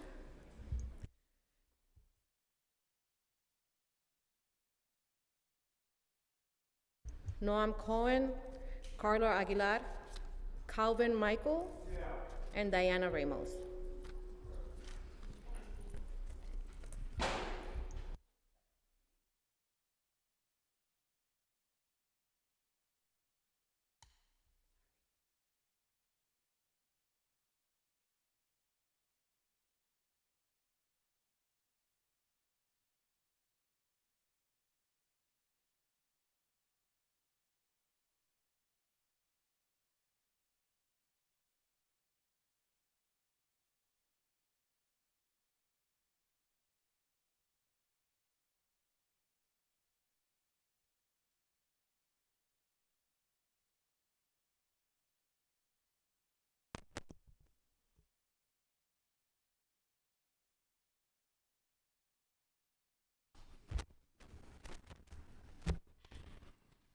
You may begin.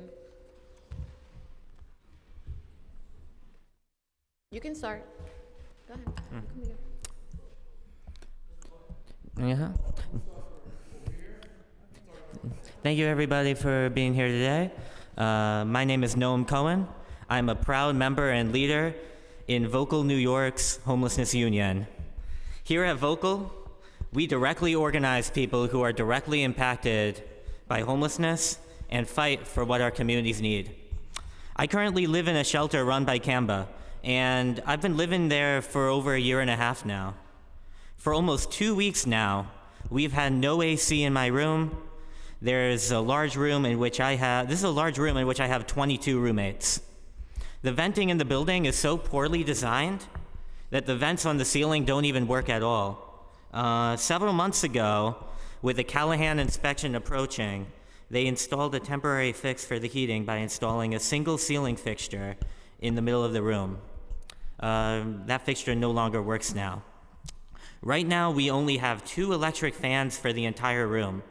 At first, they only put in 1 small fan on my side of the room, a very loud industrial run that makes it very hard to sleep. I tried putting in foam earplugs. Those ended up hurting my ears. I was not going to do that for too long. Can't really afford noise-canceling headphones now.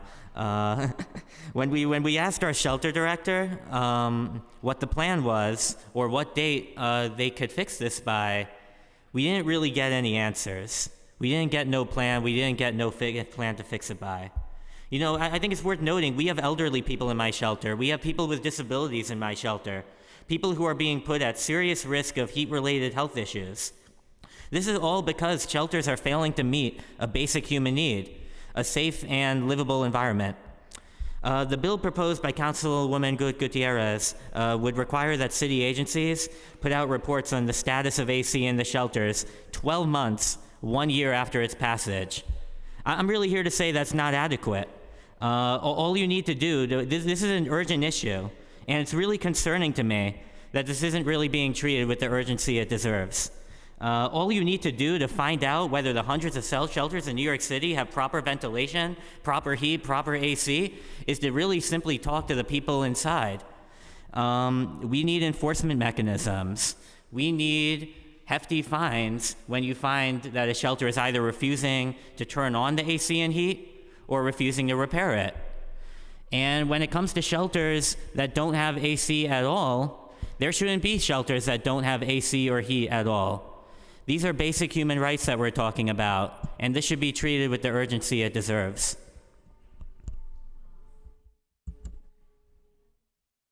Can you pass the mic? Yes, thank you. Make sure that the light is red.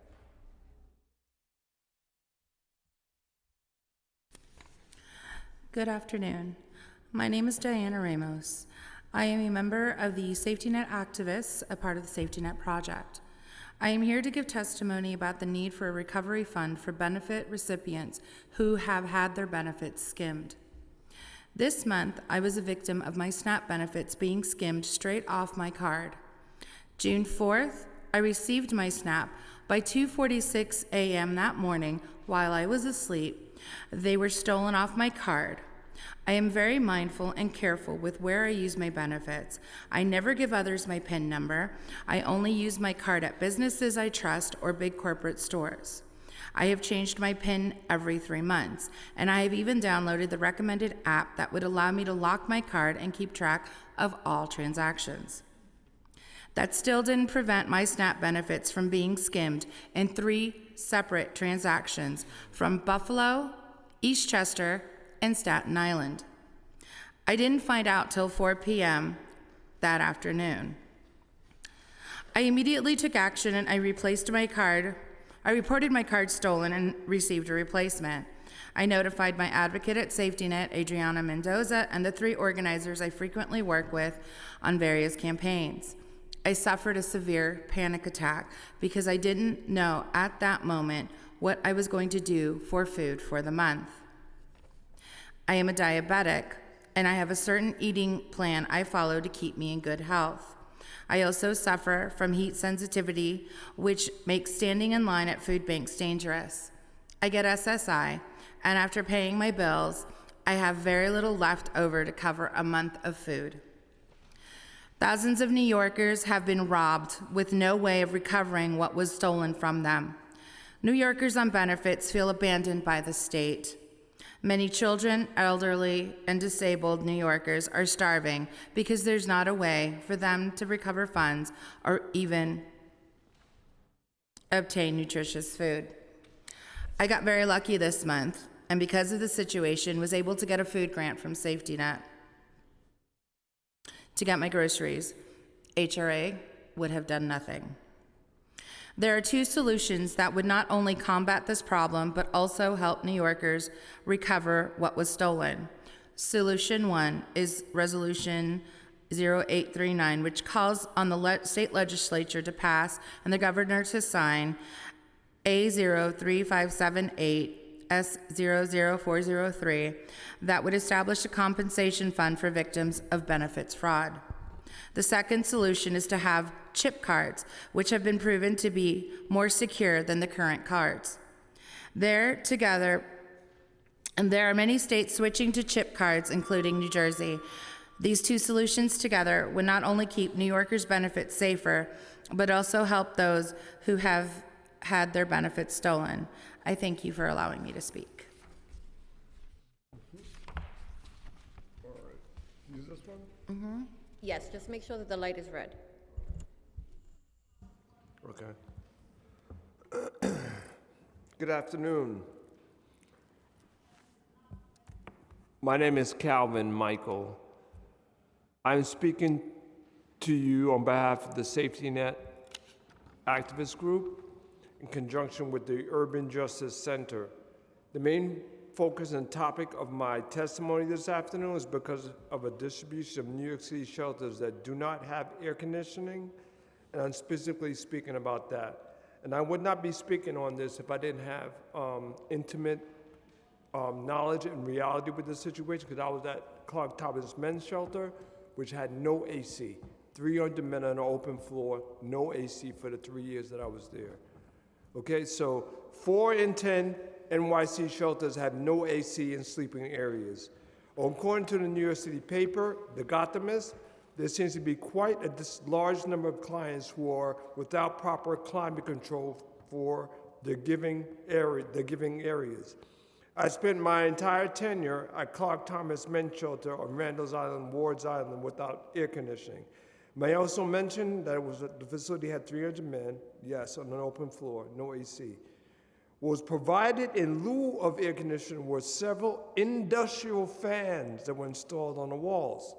Air conditioning in homeless shelters is just about comfort, it's about preventing heat-related illnesses, protecting basic human dignity, and ensuring that folks have what they need to stay cool and healthy. I would also like to comment on the related health risks that are associated with not having sufficient air conditioning in close to half of New York City shelters and the hazard that it creates. Some people are at higher risk of getting sick from heat than others.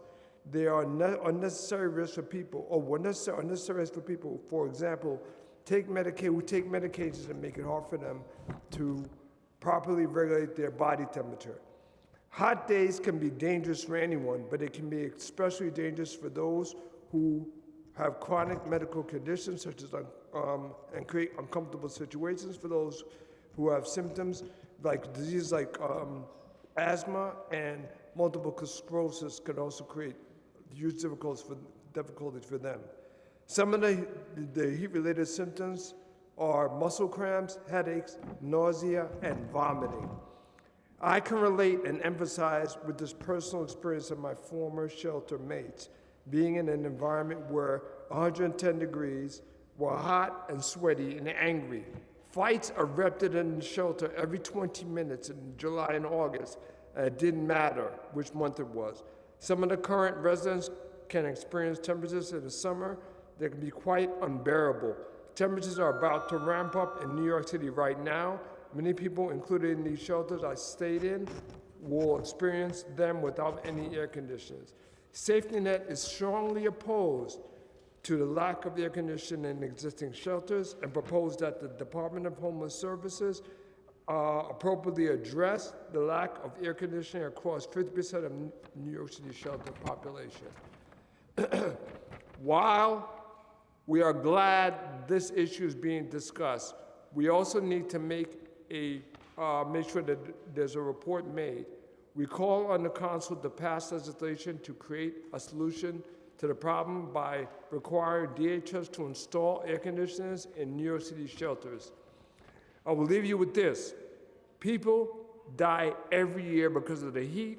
People in shelters have higher rates of disability, much higher than the general public, making them even more vulnerable to the heat. We ask the Department of Homeless Services use whatever financial resources are available to provide air conditioning, for example, for existing clients in the New York City shelters, and that New York City Council required them to do so. Especially, thank you, Councilman Iola, for having me speak. One thing I want to end with, I'm very grateful for what they're doing for the air conditioning shelter. As a shelter resident, I'm grateful for the help that you've been giving to us, especially as an activist. So my gratefulness is just unending. Thank you very much.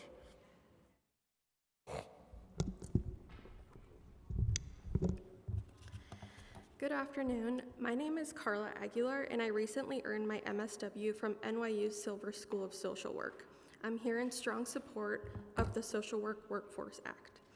While getting my MSW, I completed thousands of hours supporting some of the most vulnerable people in our system, recently migrated teenagers in the foster care system, and cancer patients in one of NYC's medical facilities. I've built trust with people in crisis, helped families navigate systems stacked against them, and now I can't even get hired. I have been constantly told I'm overqualified for jobs that don't require an LMSW and not qualified for the ones that do. All because I haven't been able to schedule a licensing exam that has nothing to do with how we actually practice social work and everything to do with who can afford the time, money, and mental capacity to pass a biased exclusionary test. My partner was recently hospitalized in a psychiatric unit, not just from a mental health crisis, but from the cumulative weight of financial instability, much of it stemming from me not being able to find stable work after graduating. I have the training, I have the skills, but I'm locked out, and so is my entire household. My father, a 63-year-old cancer survivor, still works every single day and helps us cover groceries. This is what it means to be a social worker from a working-class first-generation background. We care for everyone else while barely surviving ourselves. We're told that this profession is about justice. But what justice is there in a licensing system that systematically excludes people like me? People who speak the languages of our communities, who carry lived experience, and who are deeply ready to do this work. The Social Work Workforce Act is a step towards repairing that injustice. It removes an unnecessary and harmful barrier and allows states to license us based on what actually matters: our training, our ethics, and our practice. We're not asking for a shortcut. We're asking to serve the communities we've already been showing up for with dignity, with stability, and with the chance to finally make a living doing the work we're trained to do. Please support the Social Work Workforce Act. Thank you. Thank you. Thank you for coming to testify and really raising some of the concerns that really highlight why it's important that we pass these bills. I have a question for Mr. Cohen. Mr. Cohen, you said that you had no AC, but they put in 2 fans, but those are the industrial fans? Yeah, I'm referring to 2 industrial fans, electric fans plugged into an outlet And how many people were in the room? with an extension cord. How many people were in the room? 23 including me. I have 22 roommates. Okay. Have you asked, has anybody in the room that you know of asked for a reasonable accommodation? Yes, I've asked them to fix the AC.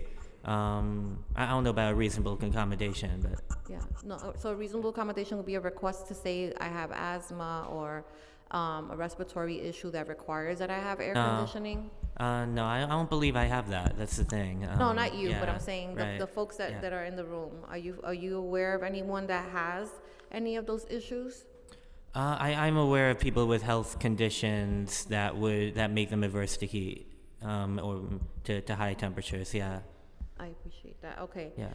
And during the daytime, is there a space, a cooling space that you can go to? There is there is a room downstairs that has working AC. Okay, and it has chairs for you Right, but not in the sleeping areas. That's really the issue right now. Yes. Okay. Okay. Thank you for that. Ms. Ramos, did HRA ever refer you to any programs, or how did you become familiar with the Safety Net project? And did that referral come from HRA, or did they recommend? Because I'm trying to figure out if there's a process, and I brought it up at a couple of hearings prior to this, where when a person is reporting that their benefits were stolen, that they're automatically granted information on programs and services that can be helpful, right? Like food pantries, nonprofit organizations that are offer some sort of grant. Is that something that you've heard of, or were you just coincidentally connected to the Safety Net program? I am actually part of the membership of the Safety Net activists, and so that's how I say I was lucky. There's not very many people like myself who are connected, and Adriana Mendoza, my advocate through Safety Net, who has helped me with the loveliness that is HRA so many times, bless her. She was the one that was able to connect me to get the food grant, and we had talked about me talking to HRA, and I was basically told that they would tell me just to food banks and whatnot. But as I said, I am heat sensitive. I have heat sensitivity. And if it was in the fall, when they sort of screwed up my food stamps in September, it was a little easier. It was cooler. As it's getting hotter, I have to be careful. I've already been in the hospital once because of my heat sensitivity, and that is not something I want to do. I mean, I have a dog at home. She's my baby, and just there's just too much to do. It's bad enough that my apartment gets really hot, so you know, HRA would have done nothing. In truth, and I don't even think I probably would have had to call 311 in order to get any connection to any possible food banks and things of that nature. As I said, I'm just lucky that I am part of Safety Net, but there's so many others who aren't, and it's my neighbors too. Yeah. I'm just one, and I mean, in my building, I think I'm going to say about 30% of my neighbors, single and with families, have had their benefits taken. One, a mother of 4, who had, I think it was a total of $900 taken from her SNAP benefits. Yeah, no, we've seen a lot of that. We have seen a lot of that. But so when you called into HRA to report that the benefits were stolen, there was nothing. I just reported my card stolen, But they didn't- and just got a replacement, and that's it. Through the number that they told, because they tell you, you know, if this has happened, you know, you got to replace your card first. As far as trying to contact HRA on my own, I really did not have the mental capacity to wait 5 hours to be either hung up on or talk to someone who would just give me the answer of there's nothing we can do for you. No, it's important. I'm trying to gauge Yeah. what level of information is going out in Yeah. cases where cards are, you know, benefits are stolen, to ensure that folks are not going without, you know. The information I got was from my advocate, who understands my heat sensitivity issues. I do know of some food banks and stuff, but you have to stand out there for hours if you want to at least get something. I'm a diabetic. I have to eat higher protein. There's certain processed foods I shouldn't be eating all the time. Every once in a while, if you get a hankering, it's fine. But to do that for a month, even before I was able to get the grocery order, in that week or whatever, I mean, I'm feeling it. My numbers are all off. You know, I have to now hit eating windows because my sugar will drop suddenly, and then I have to be careful what I eat. It's a whole process. Especially, you know, and then having fibromyalgia, I can't eat certain foods that exacerbates inflammation. It's a yay moment. But having a fun to be able to say, hey, this is what happened. I mean, I'm sorry, Buffalo's 9 hours away. Last time I checked, the Super Price Chopper's not open at 2:45 in the morning, but yet they managed to take $92. Yeah. And then, you know, and Oh, it's Eastchester awful. and Staten Island. These are places I've never been, and Staten Island I've been, but I never bought anything. No, it's awful, but I appreciate you coming in to, you know, share your experience with us. Thank you guys so much for coming in. Carla, you should speak. You have a whole bunch of social workers back there. Get the hookup. Thank you all. Next panel, Laura Russell, Rachel Brownstein, Deborah Berkman, and Raji Ida Yatung Mangalam.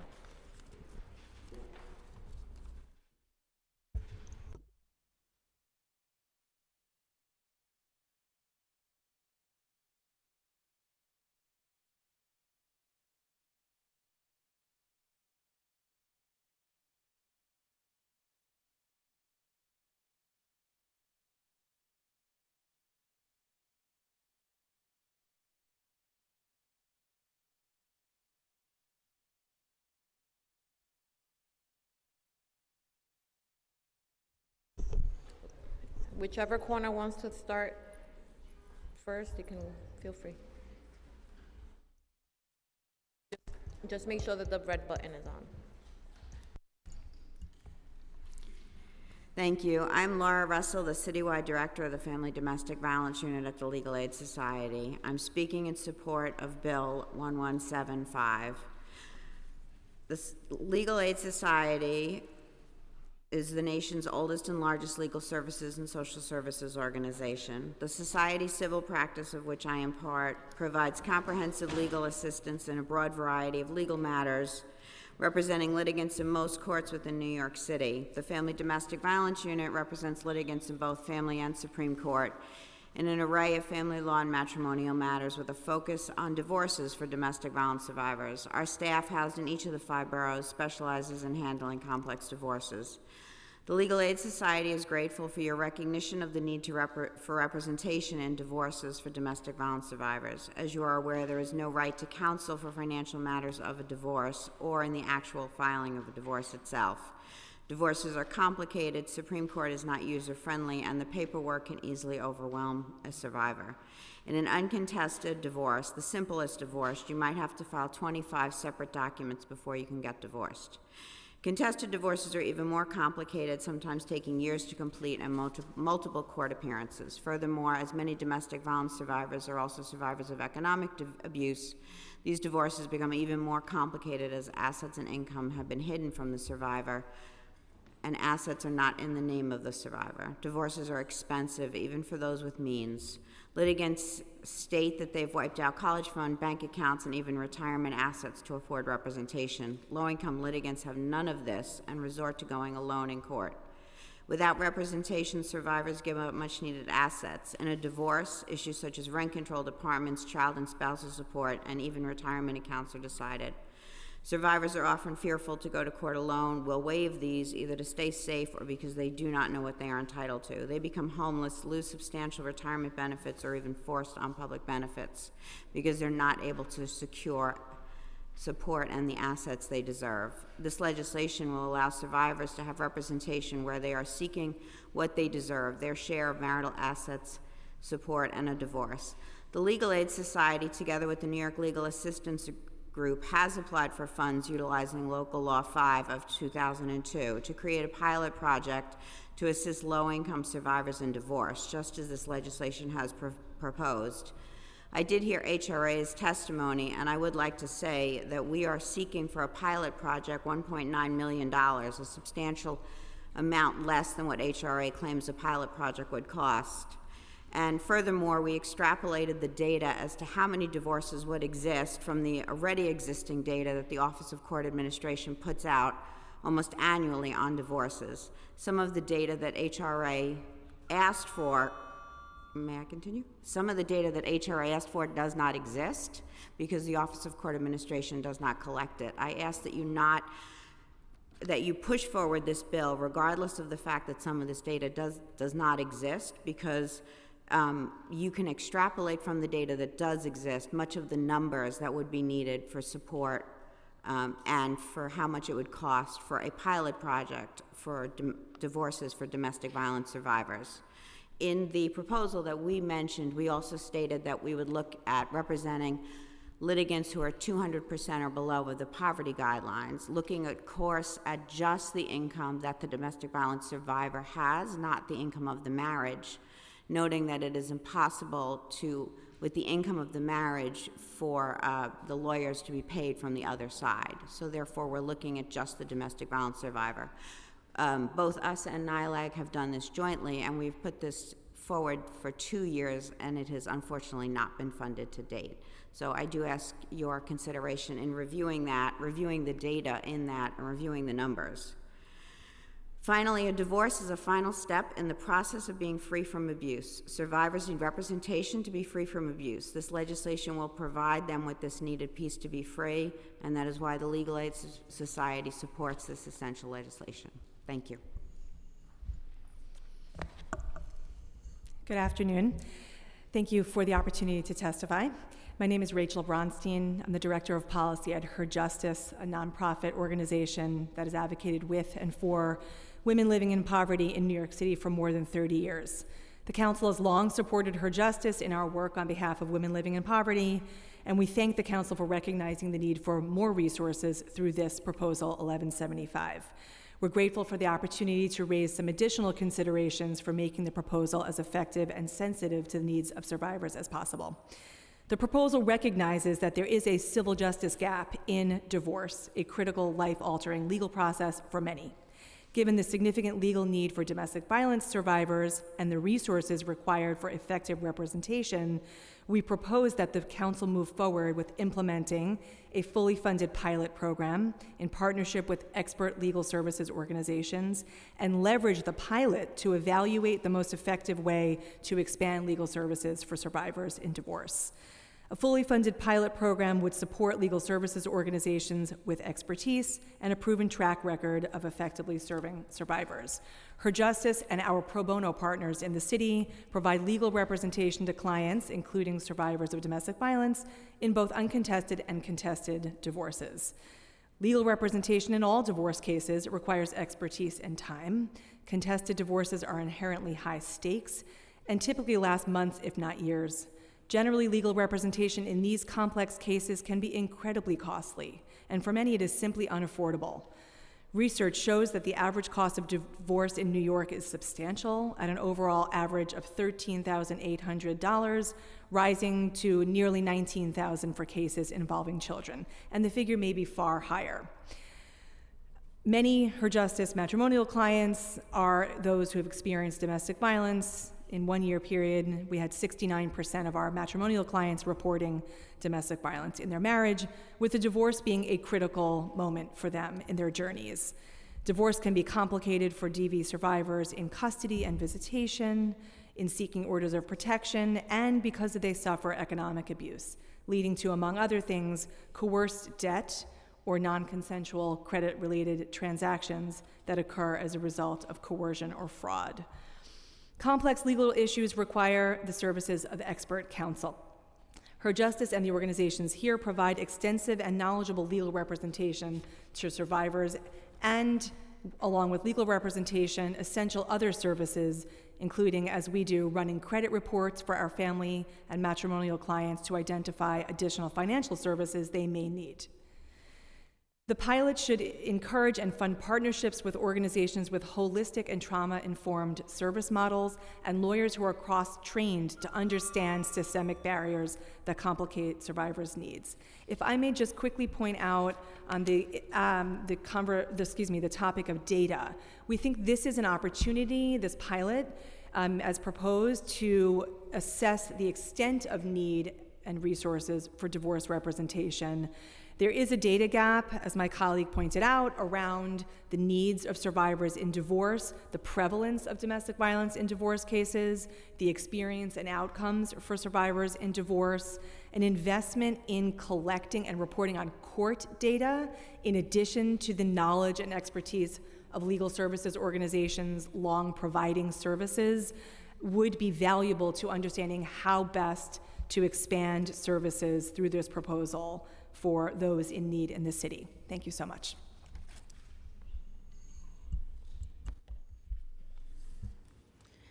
Good afternoon, Deputy Speaker Ayala, council members, staff. Thank you very much for the opportunity to speak today. My name is Deborah Berkman, and I'm the director of the Shelter and Economic Stability Project at the New York Legal Assistance Group, or NYLAG. Now, I have prepared remarks, but before I get started, I just want to answer one question that you had asked the representative from DSS who was here earlier today, and you said, why is the one-shot deal acceptance rate only 28%? And one of the things that he didn't say is, but which so many of my clients struggle with, is the interview. The interview, so there's two components. One component is that people don't know that they have to spontaneously call for an interview. It does say it in very small print at the end of the application, but there's no sort of warning that says your application will not be processed unless you call in. And that's actually what happens. And then the second part is that when people call in, the wait time for the interview is so long, and people have jobs, people are working, there are so many reasons that they can't spend 5 hours on hold. So, just as an aside. I want to start by saying NYLAG enthusiastically supports Intro 1208, which mandates reporting on the availability of air conditioning and shelter. And it's no surprise to the council that New York City experiences extreme heat during the summer, and those temperatures are rising due to climate change. In fact, each summer, more than 500 New Yorkers die as a result of extreme heat. And unsurprisingly, these deaths don't fall evenly across racial lines. Black New Yorkers are more than twice as likely to die from heat stress than white New Yorkers. According to the New York City's Mayor's Office of Climate and Environmental Justice, lack of access to home air conditioning is the most important risk factor to heat stress death. Clearly, access to cooling is essential for summer safety. Many New York shelters lack air conditioning, and we just heard about the experiences on the last panel. My clients consistently report stifling conditions that make it unbearable to sleep at night. These conditions are often worsened by sealed windows and a lack of fans or other cooling devices. And in some cases, my clients are forced into street homelessness during the summer because the shelter conditions are so oppressive inside. This bill is an essential first step towards providing New Yorkers experiencing homelessness with safe, livable environments during the summer. But NILAG also urges this council to pass this legislation and to take next steps and mandate that all shelters provide air conditioning and allocate funding to bring older shelters in compliance. And there will be funding needed because there are some older buildings that won't easily support the infrastructure. Also, my colleagues in the Domestic Violence Law Unit have prepped me on this issue, and regarding Intro 1175, NILAG commends this council for considering additional funding to provide legal assistance to domestic violence survivors seeking to separate and divorce from their abusers. However, we urge careful consideration and further research before moving towards practical implementation. Just very quickly, we recommend that this council implement the pilot project that was proposed by the Legal Aid Society and NILAG to start with the one borough approach and see where we go from there. And because it's important to start with the pilot project because these cases do differ significantly from those addressed in other right to counsel programs. And just finally, NILAG gets so many SNAP skimming cases and cash assistance skimming cases. And since there was a time that those benefits could be replaced for SNAP and now they cannot, and so many of our clients have nowhere to turn, they don't know about the Safety Net Assistance Program when the money that they rely on for food is suddenly gone. This particularly impacts our elderly clients. So we very much urge this council to pass Resolution 839. Thank you.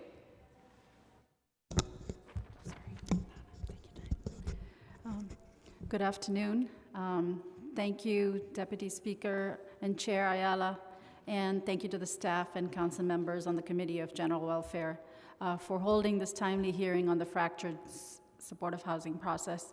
I would like to take a second to thank you, Chair Ayala, for recognizing on behalf of all of the social workers on the front line, the work that we do in various areas that are interlinked to one another.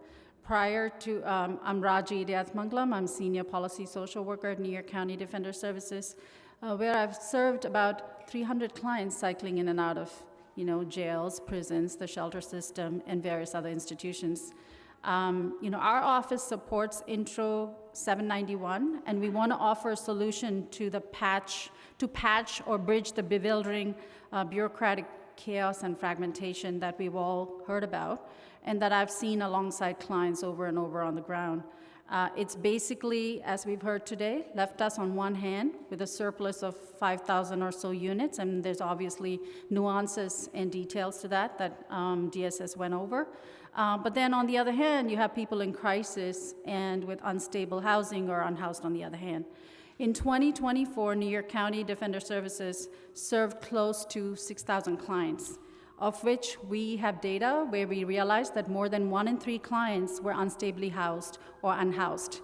As raised by the committee already with the example of the one-shot deal, which was also just referenced, the issue is that the right hand doesn't know what the left hand is doing, and so much is left to the individual to navigate on their own. I mean, I would liken the supportive housing process to having to go to the DMV, and I did a month ago, close to that, the Real ID deadline. It's like going to the DMV blindfolded over and over again, every week for months on end, with an added twist that every time you're told to start all over again, each time because you didn't do this one task or you didn't bring this other document. And Chair Ayala, you also referenced your own experience in your own life. Such a fractured process has left people like my former client, whom I'm called Kay, spinning his wheels for years amidst his ongoing housing crisis. Kay successfully completed his arduous Manhattan Treatment Court mandate more than 2 years ago. He's been in stable recovery from decades of heroin use. He's been working full-time for a few years now. He's steered clear of any criminal legal contact, but still he has no stable housing. I mean, Kay is every fractured system's poster child. We should all be celebrating him because this is not easy to do, as we all know. He's done everything humanly possible against all odds, and he needs all the help he can get to find secure housing, not in the distant future, but now. I mean, let's talk about all the walls that Kay has faced. He's been unable to access any of the housing options or rental assistance program in the city, be it Section 8, City FEPS, SODA, market rate apartments, or even affordable housing. His successful recovery actually disqualifies him from many of the supportive housing categories that he may have been eligible for earlier while he was in the treatment court. So also, Kay is just one of the thousands of NYCDS clients in this predicament. So I want to wrap up with offering a solution because New York County Defender Services wants to help clients like Kay and others in housing crisis. And in order to do that, we need the necessary funding and staffing infrastructure to provide the specialized benefits and housing navigation services that our clients need. You know, for instance, in the instance of Kay, had our office had such expertise in place, maybe Kay would have been approved for supportive housing while he was already participating in the treatment court. So why is a public defender office so uniquely positioned to close some of these bureaucratic gaps? We work closely with our clients like Kay who have open cases. We work with them throughout their legal case. We build trusting relationships with our clients, and we gather crucial information to assist not only in their legal defense, but some of the information we gather for their legal defense is actually pertinent to their supportive housing application. So rather than send them to 20 other places while we're working with them for a couple of years, we could actually be working with them from day one. So what our office is proposing is, if we got the funding to hire benefits and housing specialists in-house, these specialists would work alongside the legal defense team. And as Chair Ayala, you had alluded before, we would work alongside, the specialists would work alongside the social workers, the defense attorney, and kind of there's going to be a two-pronged approach. Everything goes towards housing, and another goes towards the legal defense. Because we want to do this, and we can do this, so we're actually requesting this kind of help so that we can help our clients. In closing, as with so many New Yorkers in our client case situation, supportive housing is often their only housing option. Dare I say to the committee that the housing crisis our clients grapple with may actually be solved by the timely help of a few and dedicated and skilled specialists who know how to build these stable bridges over fractured processes. I would say let's replace fragmentation with coordination. It's possible, and we can start to begin to end this homelessness.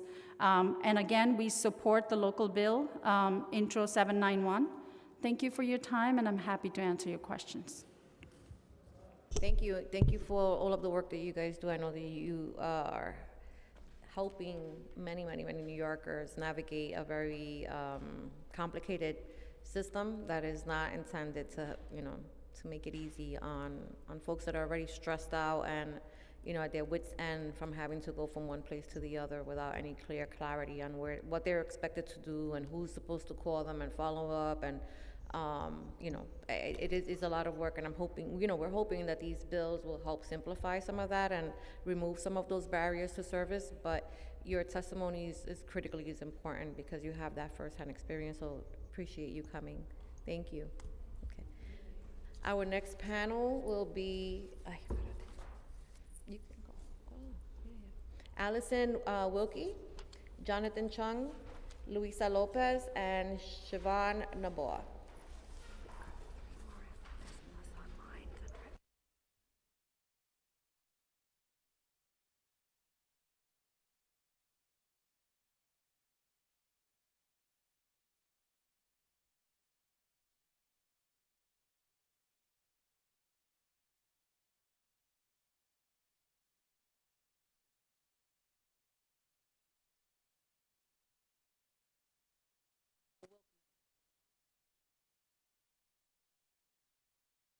Okay, you may begin. Sorry. Hi, my name is Allison Wilkie. I'm the Director of Government Affairs and Strategic Campaigns at the Coalition for the Homeless. Thank you for holding this hearing, Deputy Speaker.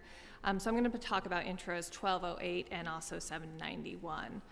So last year, 2024, DHS issued 18 code red alerts, and those alerts are when temperatures are so high that they do extra street outreach to bring people indoors to spaces where drop-in centers, other spaces where there is cooling.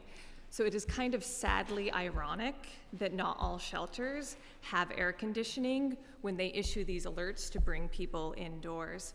According to our data from our monitoring of DHS shelters, and this is since fall 2024, only 48% of shelters for families with children have air conditioning throughout the building.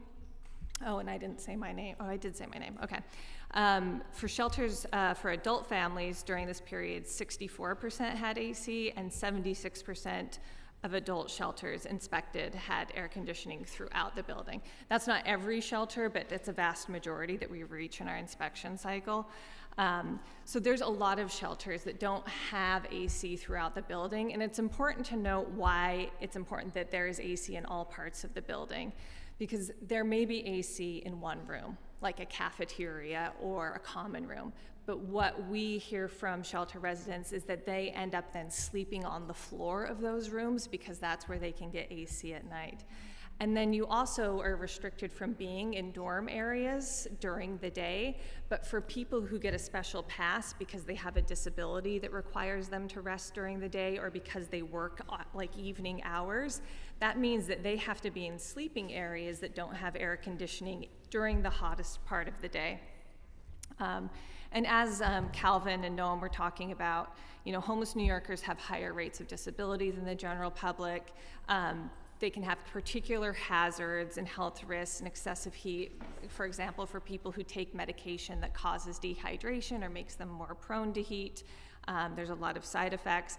And we work with a lot of shelter residents to file for reasonable accommodation requests to get ACs because of their health conditions, but a lot of people don't really know that that process is available. And even when we file, it can take weeks and months for people to be accommodated, during which their health is at risk. And we still encounter people who have granted reasonable accommodation requests who are not getting AC.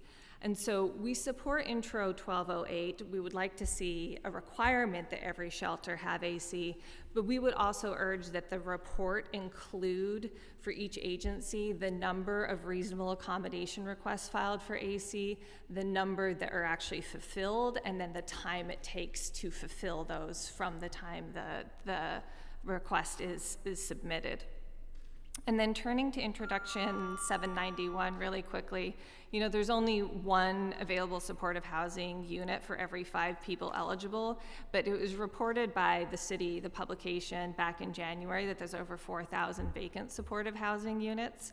And so, this bill would speak to those vacancies, but some of what we have learned from our programs who help place people in supportive housing is that there can be issues with units that make them not appropriate for people. So some of the units can be shared units, and for people, especially those who may have psychiatric disabilities, that's just not a situation that works for them.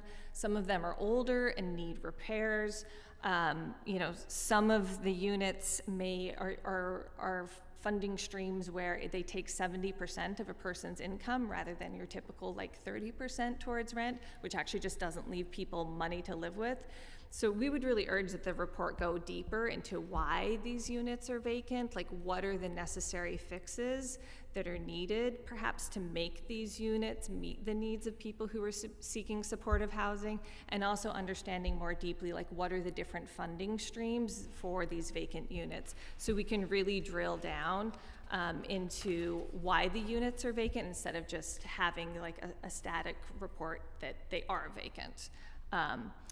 And then the final thing I'll note just about that is that that bill only covers units that are in the CAP system, the Coordinated Assessment and Placement System, and that's not all the supportive housing in the city. The CAPS has about 36,000 units in it, but there's over 40,000 supportive housing units in the city. So if we just make this about what is in caps, then it's just not going to capture the full extent of vacancies because not every unit is in caps. I appreciate that, and our team is taking notes. Yeah. Thank you. Thanks.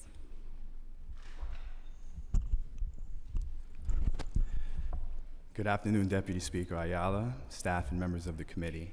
My name is Jonathan Chung, Director of Public Policy and Advocacy for the National Alliance on Mental Illness of New York City, or NAMI NYC.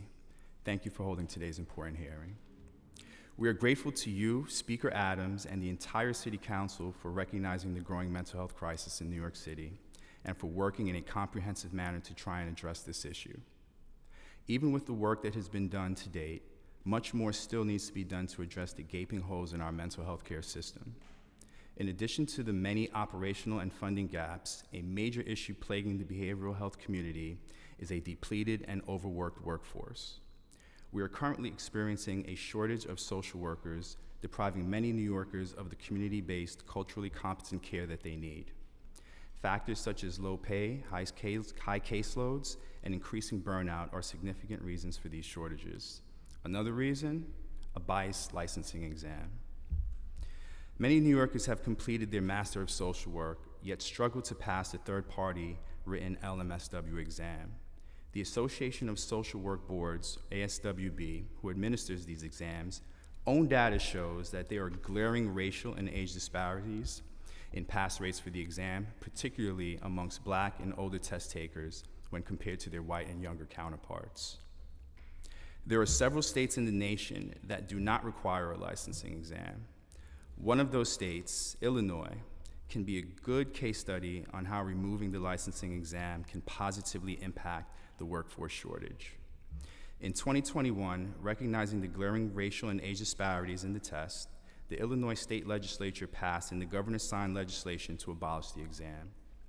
By the end of 2023, the Illinois chapter of the National Association of Social Workers reported that more than 10,000 new social workers entered the workforce during this time. NAMI NYC is a proud member of the Social Workers for Justice Coalition. We join the call in advocating for the passage of the Social Worker Workforce Act in the state legislature, and we join them today and the Councilmember Bottcher in support of passage of Council Resolution 362A. Urging the state legislature to enact this important piece of legislation on the state level to significantly address the workforce shortage crisis we are experiencing. Thank you again to the committee for your consideration of our testimony. We appreciate all your efforts, and we look forward to continuing doing this important work together and being a resource to you all. Thank you. Good afternoon, Deputy Speaker Ayala and members of the committee. My name is Luisa Lopez, and I'm the Executive Director of the Latino Social Work Coalition Scholarship Fund and co-chair of the Licensing Committee of Social Workers for Justice. I'm here today to urge the Council to pass Resolution 362 in support of the Social Work Workforce Act. New York City is in a mental health crisis, and we see it every day on the train, on the bus, and on our streets. Communities of color, especially, are facing compounded trauma, housing instability, and immigration stress. They deserve a workforce that reflects their realities, speaks their languages, and understands the context of their lives. But right now, the very professionals that we need, multilingual, culturally competent social workers, are being locked out of the field by an outdated and discriminatory licensing exam. Social workers are the backbone of New York's mental health infrastructure. 75% of all mental health services in this city are delivered by social workers, and 80% of our clients are people of color. But our workforce does not reflect our client base, and agencies across the city report critical shortages and have reported critical shortages for a long time, not because of a lack of talent, but because of outdated and discriminatory barriers to entry, like the ASWB exam. Let me be clear, this is not about lowering standards. Every other requirement for licensure would remain in place: graduate education, supervised field work, and coursework. This is about removing one arbitrary, unvalidated exam that has never been proven to measure clinical competence and disproportionately blocks social workers of color from entering the field. The mental health crisis is now, and we cannot keep asking New Yorkers to wait. The workforce shortage is now, and the moment to act is now. By passing Resolution 362, the Council will be taking a powerful stand for equity, mental health access, and a workforce that truly reflects and understands our communities. Thank you for your leadership and for recognizing that mental health care doesn't just require more social workers, it requires the right social workers. Thank you.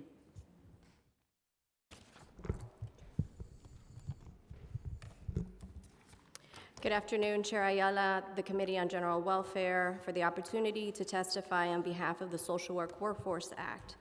I'm Siobhan Naboa, Associate Executive Director for Older Adult Services at Sunnyside Community Services, a proud social worker and a member of Social Workers for Justice.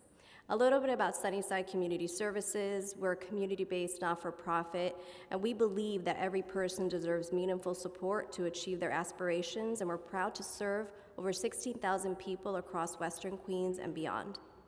As a lifelong advocate for older adults, I'm deeply concerned about the unacceptable delays in care our older adult clients face due to a shortage of licensed master's level social workers, and this testimony will highlight the urgent need for change.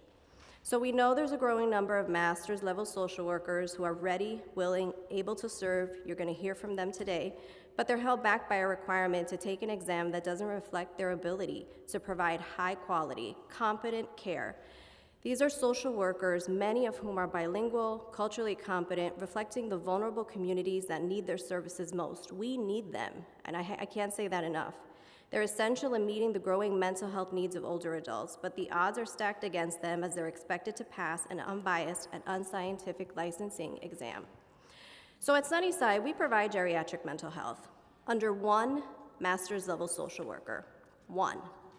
He provides services to older adults facing isolation, depression, anxiety, and the added challenges of living with chronic illness as older adults continue to live longer. He leads 3 support groups, each one with over 20 older adults participating. And then he does one-on-one counseling sessions. This fiscal year, he's already seen over 220 clients and counting. That's an incredibly overwhelming caseload for one social worker. When he can't, and he has to create a wait list, he refers out to community-based services, where unfortunately for clients, especially Spanish speakers and those for whom English is a second language, they often wait weeks or months for an appointment to seek mental health care. We should all be outraged here. We need more social workers to manage growing caseloads and meet the needs of our aging populations. So Sunnyside is just one agency grappling with this challenge. Multiply the issue by many other community-based nonprofits across New York City and the state, and the siren gets louder and louder. So I'd like to end today, Chair Ayala, on a personal note. In 2020, I lived in Corona, Queens. That's my neighborhood, and we were the hardest hit in the pandemic. My grandfather died after spending 5 weeks in the hospital, and I lived with 4 generations in one roof without the ability to isolate and without the advantage of vaccines. In the aftermath of his death, my grandfather, Tobias Noboa, one of my family members was paralyzed by grief. And I spent months searching for a licensed social worker to provide grief counseling. There simply weren't enough social workers. The doors were closed, there were no wait lists, there was no access to mental health care for my family member. We were ultimately able to find a student psychologist at a school-based mental health clinic, but that experience fell short of the care they needed. As a social worker, I couldn't help my own family member.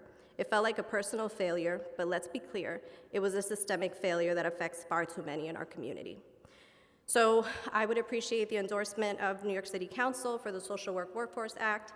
It would send a clear message that we as a city, we're fully committed to prioritizing mental health and the well-being of all New Yorkers, especially older adults, and that we recognize and elevate the vital role of social workers in this effort. This isn't just policy change, it's a call for justice and equity in mental health care. Thank you. Thank you so much for sharing that. My condolences. I recognize everything that has been said as, something that we need to work harder to address. I think one of the ways that we've been trying to be helpful is creating, independent of the licensing issue, is also how do we engage Black and and brown folks into right? The social work field, how do we bring them on board? How do we keep them? How do we retain them in our communities? Because they're coming out of school with debt already, and not being paid adequately, right? So we have been, having those conversations for a number of years. It's been a couple of difficult fiscal budget cycles, so we haven't gotten to the point where we have fully funded that initiative, but I look forward to, ensuring that it is there so that it offers some financial relief to students that are in that field that would commit to working in communities of color for a number of years. So that way, we don't have the excessive turnover with the limited staff that we already have available. But thank you all so much, and thank you for the work that you do. I know it's important work, and we appreciate it. Thank you. Next panel, Gabriela Amarariz. I'm sorry if I mispronounced it. Jacqueline Mandros, Ellen Mishikinsky, and Maria Lizardo.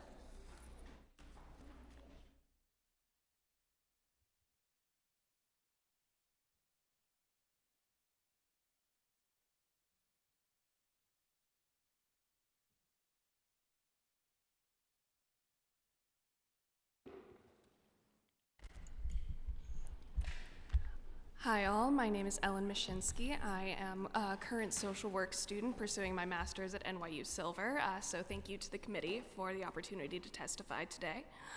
So I'm here with Social Workers for Justice, calling on the council to pass Resolution 362A in support of the Social Work Workforce Act, eliminating the entry-level licensure exam for social workers. Now, I'm someone who has always thrived in academic settings. I'm just like a huge nerd, and so next year I'm gonna be able to take that prep course, study, pass that exam. It's not gonna cause me too much stress. But I did still come out here today to talk about the elimination of this exam, because for my colleagues and classmates who are just as, if not more equipped than me to do this job, this test is a barrier to entry for their opportunity to do this critical work. The ASWB licensure exam was designed for people exactly like me, privileged, academically inclined white women. But the field of social work needs to include more than just people like me, people who have the experience and the understanding of the marginalization and the struggles that clients face. This diverse city needs a workforce of diverse social workers to improve our ability to address people's needs. Everyone is talking about how we need to address this mental health crisis, and passing this resolution can bring us one small step closer to that. It opens up the door for professionals who have meaningful experience in the field to fill the vacancies where more social workers are desperately needed.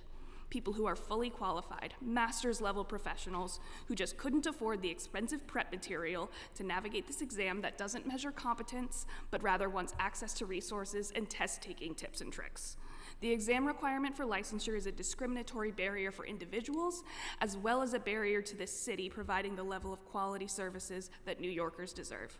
So I ask you to pass Councilmember Bottcher's Resolution 362A, support the Social Work Workforce Act, to empower the incredible social workers on the front lines of this mental health crisis. Thank you. Thank you. Good afternoon, and thank you, Deputy Speaker Ayala, for having us today. I am Maria Lizardo, and I'm the Executive Director of NIMIC, a settlement house serving 14,000 community members in Upper Manhattan and the Bronx. I am a proud social worker, a graduate of Hunter College School of Social Work, where I majored in community organizing. I'm here today as a member of Social Workers for Justice. Thank you for the opportunity to testify at today's hearing. I am testifying in support of Resolution 362A, which is in support of the Social Work Workforce Act. This legislation would eliminate the entry-level ASWB licensing exam as a condition for licensure because of its long-standing and extreme racial bias and pass rates, and it lacks the evidence that it scientifically measures the competence of social workers. 49% of Black social workers and 62% of Latino social workers who graduate pass the exam, in comparison to 88% of white social workers who pass the exam. This exam excludes the very social workers we need, most of them practicing, and those who reflect the populations we serve in high-need communities in both public and nonprofit agencies. When I graduated in 1997, a long time ago, I had no intention of taking the exam. After spending 2.5 years in school, completing 2 semesters of an internship, and having worked in the field, I was not going to let the exam be the only measure of my social work skills. Although years later, I was able to obtain my license when the licensing regulations changed and I was grandfathered in, I still firmly believe that the foundation of my skill sets are based on the academics, good supervision, and experience in the field. A bias test cannot and should not determine people's employability and skill sets necessary in the field. New York State would not be the first state to eliminate the social work licensing exam.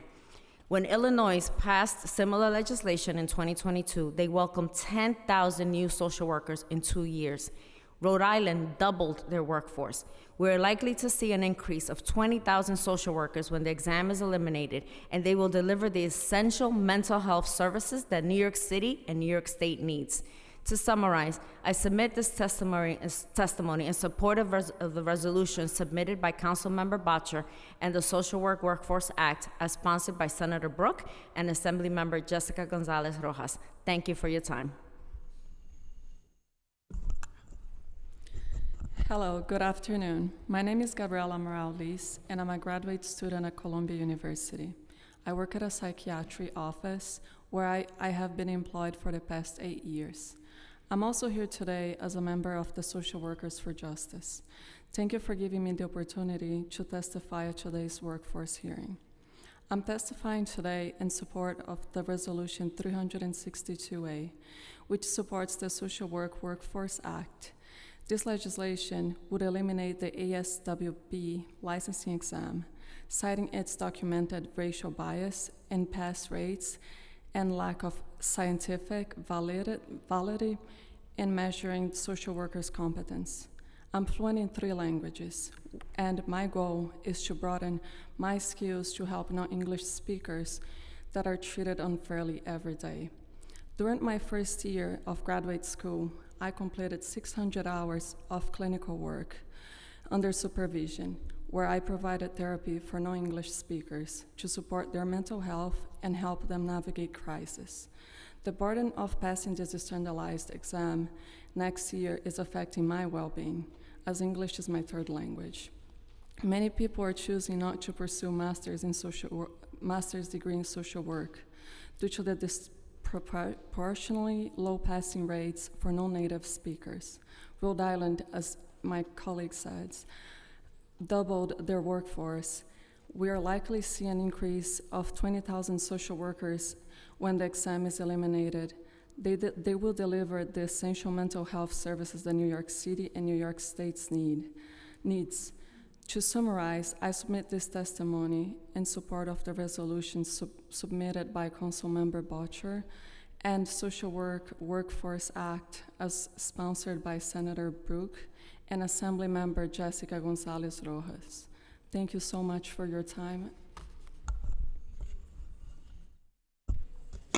Good afternoon. I'm Jacqueline Mondros, and I've been a social worker for 52 years.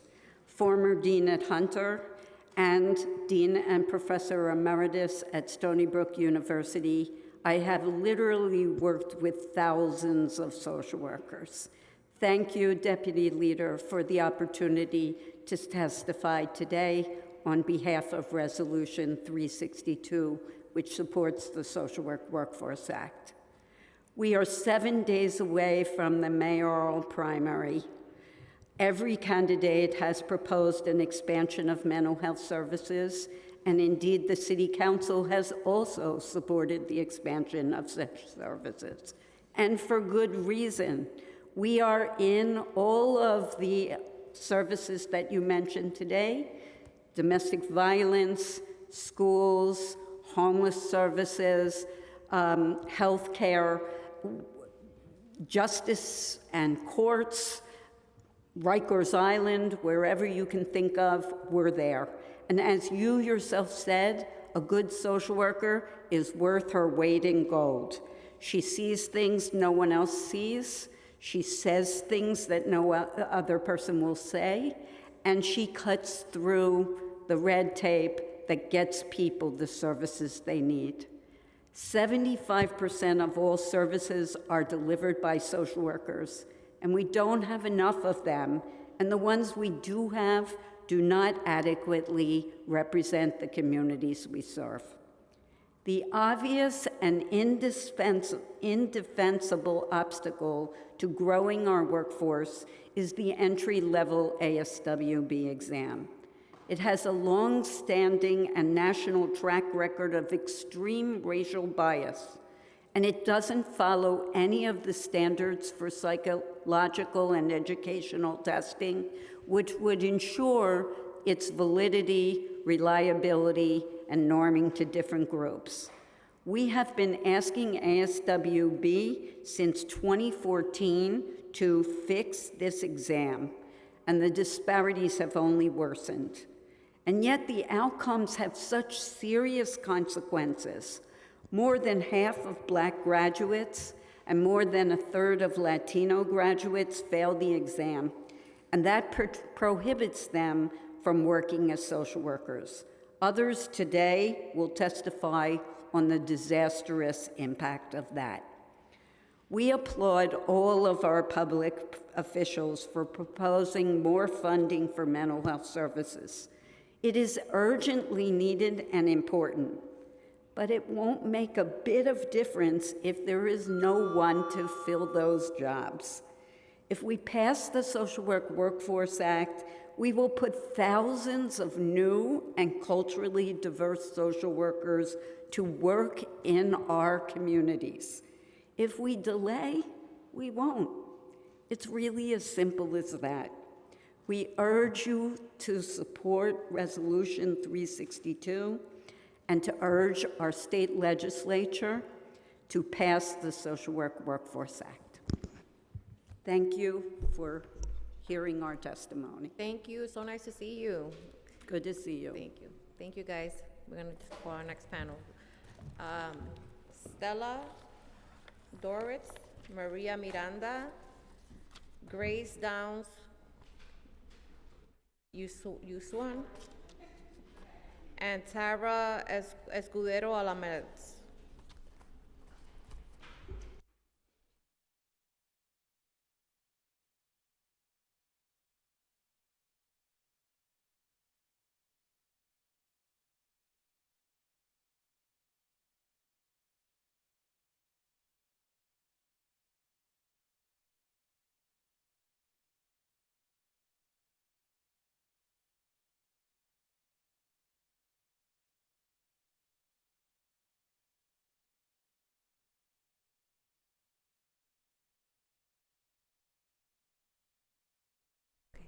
You may begin.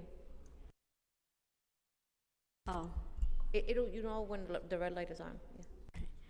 My name is Tara Escudero Alameda. Thank you, Chair, for taking this opportunity to listen to my story. I was impacted. I was terminated due to the licensing exam. I became a school social worker for the New York City Department of Education, working with students with disabilities since 2014. In 2021, I was terminated. Prior to, the testing sites opened up because during the pandemic they were locked, closed down. I had to fly to Georgia just to sit for a seat. None of the neighboring states or New York had any seats available. I do suffer from testing anxiety, so I get extra test time. It impacted my life because I took a huge pay cut. My family, my quality of living, making me feel like a failure. I've taken it 11 times and saw on the screen failed and missed it by a few points. And I always thought there was something wrong with me. I was doing like therapy, all these different things. To come to find out, they released the data that there's nothing wrong with me and there's everything wrong with this exam. I still work for the schools. I had to take a demotion position. And I have licensed social workers coming to me for support and guidance. And I'm not gonna stop supporting my community because at the end of the day, they still need me, but it has impacted me so much. And all I crave for is my job back, to be in my rightful seat, because a lot of people that are passing, they don't know anything. So we need to be able to push this bill so we can work with our communities. Thank you.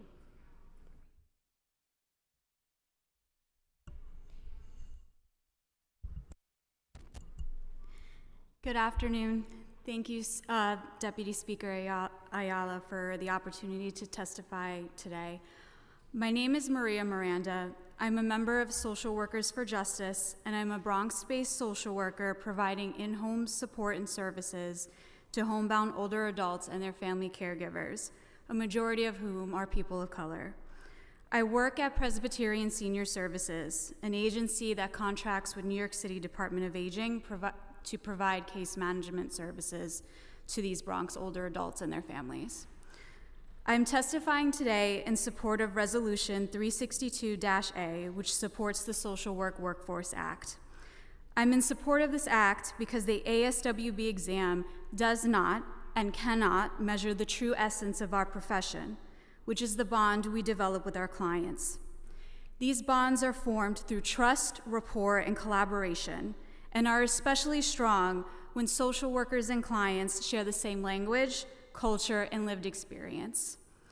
In the 3 years that I've been a social worker, I've been able to facilitate the greatest change within my clients by using my lived experience as a caregiver to my late grandparents.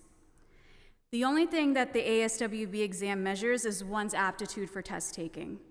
This was said to me directly during one of my test prep sessions.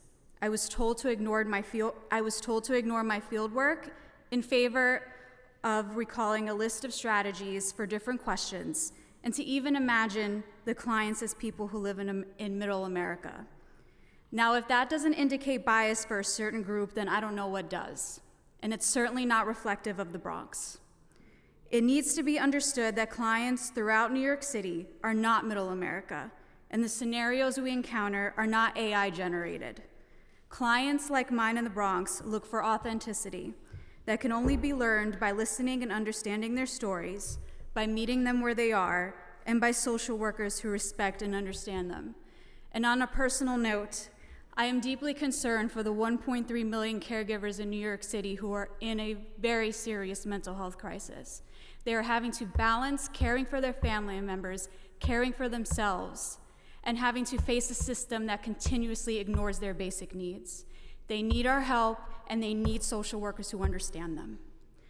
I end this by encouraging the City Council to support this resolution submitted by Councilmember Bottcher and the Social Work Workforce Act as sponsored by Senator Broke and Assemblymember Gonzalez Rojas.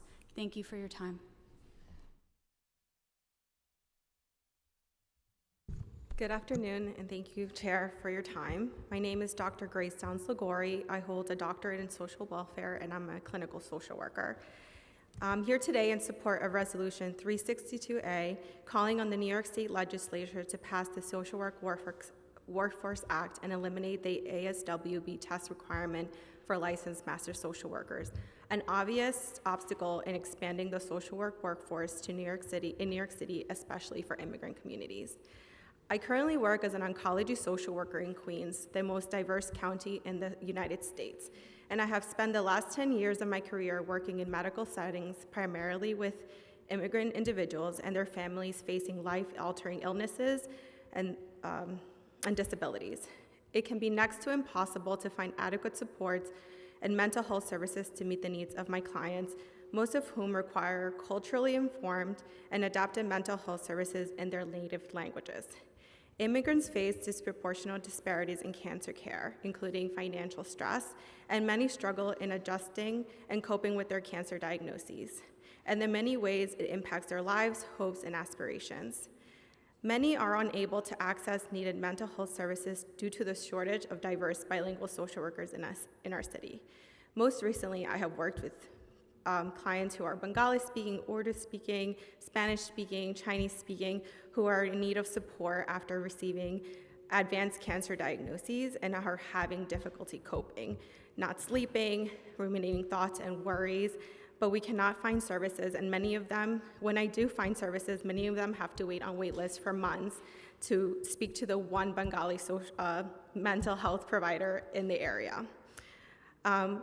We need more social workers, and particularly diverse social workers, to meet the needs of their clients. I urge you to pass Resolution 362A supporting the Social Work Workforce Act. Thank you. Sorry.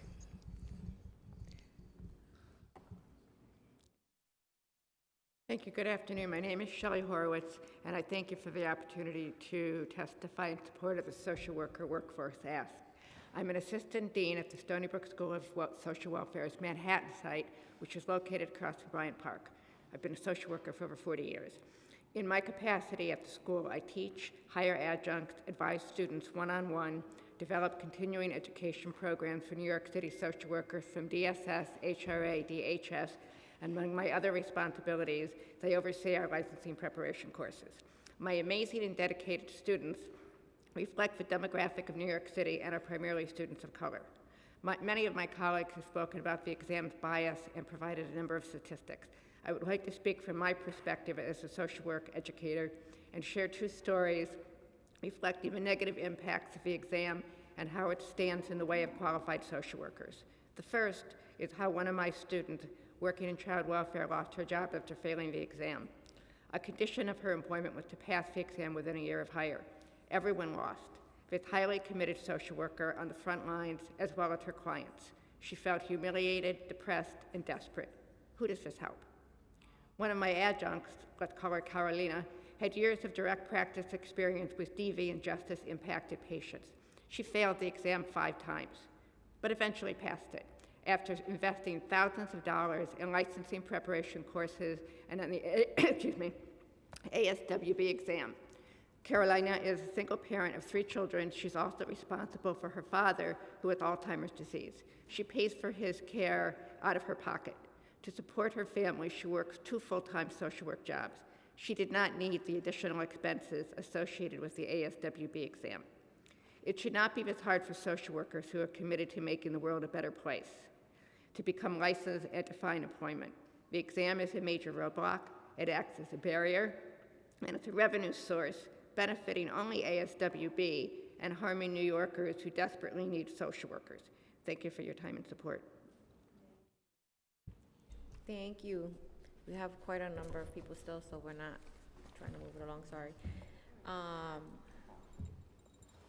Shai Yang, Allison Jordan, I think, Kiva Fakir, and Allison Rosenthal.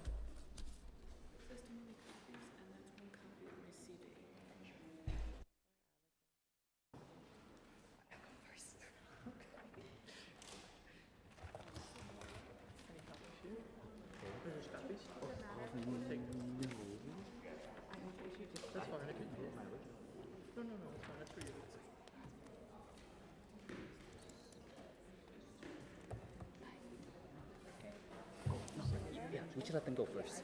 Yeah. You should go first. Oh. No. Let's let them go first. Yeah.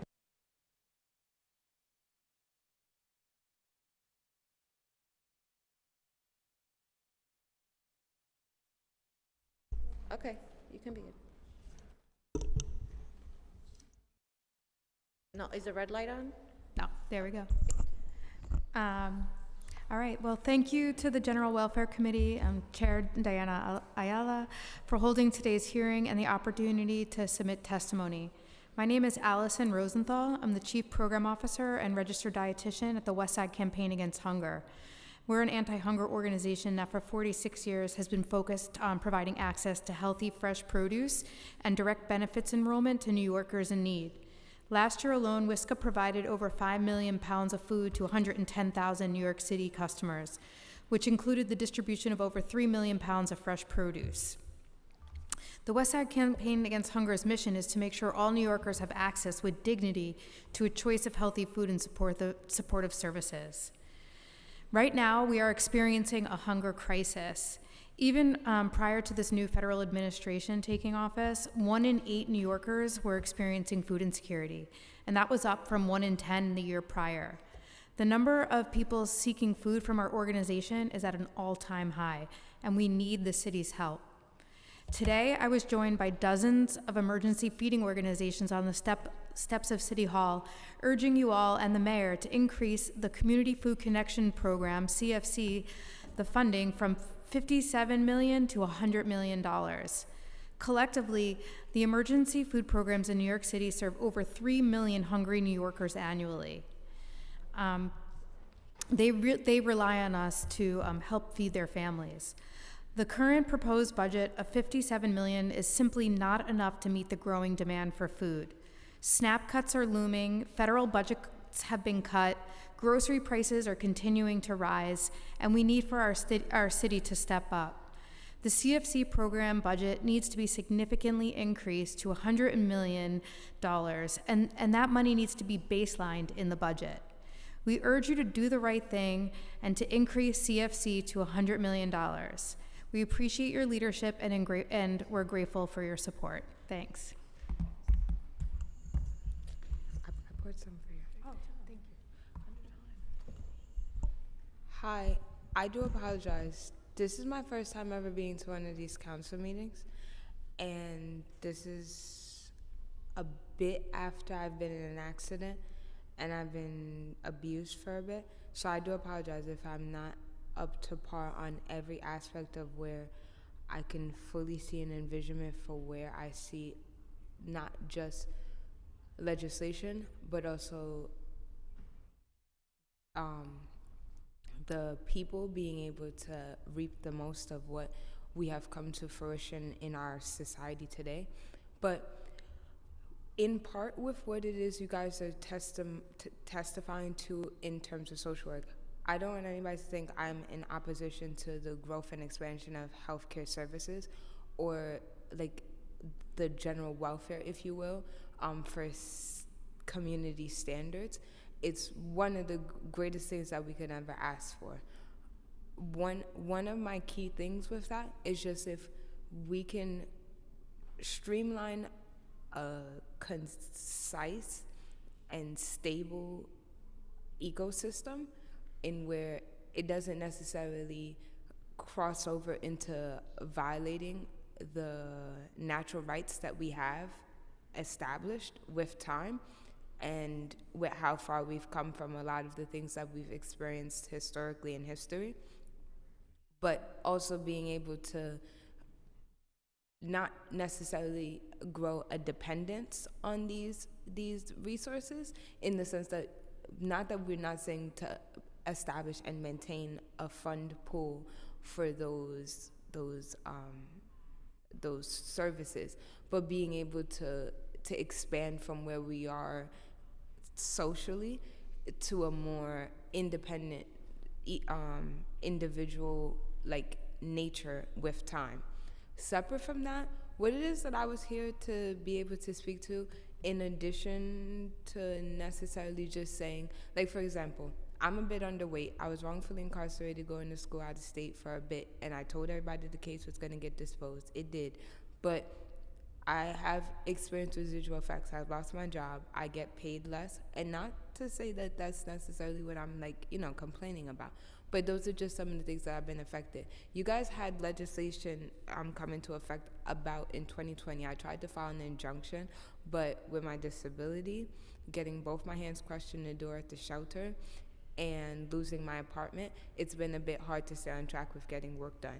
I also was recently hit by a car again after I was as an adolescent, close to almost a year ago from today.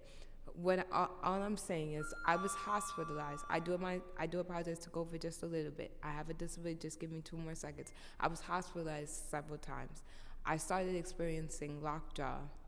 I start foaming at the mouth from the oversecretion of mucus in my brain as a result of my brain injury from a child. But the side effects of the heavy medication, these hospitals aren't honoring when you're saying objection over medication. You're not seeing the judge before they're medicating you. And on top of that, the social worker team is not being as, I get it, they're only there Monday to Friday from a certain time to a certain time, but they're not being as diligent as they can be in advocacy. I have a traumatic brain injury. I've had over 5 concussions. I've been banned from being able to play collegiate sports for the rest of my life. Even if I went and got my master's, I can't do it. Like, I said, can I take some time off? They said no. So I've tried to work very hard in being able to to maintain and reestablish my medical regimen and being able to be an independent version of myself and completing those daily activities of living. But like, for example, one thing that I've asked for is, hey, is there a way that I was attacked in handcuffs at the HRA office. The government system doesn't want to allow me to get a phone. They keep cutting it off. Every 5 seconds they send me a phone, and like, I'll use the phone, make one phone call, the phone cuts off. I can't do the interview for my HRA. They rejected my application. They told me I need to wait for a court date from the OCDA office. It's taking like forever. I've been asking since January. I'm having difficulties. At one point, I was having difficulties being able to find I'm sorry, can nutritional you wrap up, sources, because we have a few people waiting. Thank you. resources. What I'm saying is, with time, there's a lot of distress out there, right? There's the honking, there's the there's the parking in the crosswalk. There's the people that they stop their cars in the crosswalk and then pretend like they were doing you a service by telling you. There's the people sitting on the train that's pointing their cameras at everybody. There's the other people who are sitting there like being unaware and mindful of others in their daily activities of living. And all I'm saying is, as an individual with a disability, I asked social services to be able to get nutritional resources on my way out the hospital. They refused to even let me get dressed inside the hospital. They refused to get me any insures or nutrients or any of that stuff, despite what my circumstances was. What I'm asking for is for a proposal for budget funding to be able to establish an OTC fund card, a manager credit booster OTC fund card. So if you partner with the bank, you can establish an account plus, right? These businesses should be able to streamline their finances doing a government account Can you that wrap would up? allow us to Thank you. establish OTC funds that would All allow right. individuals like We have myself to move on, honey. to I'm be able sorry. to have resources. Thank What I'm you. saying I'm is, if sorry. we can provide I'm funding for sorry. social services, what I'm saying is those services should be available. I'm sorry, honey. We can talk after, okay? Give me a second.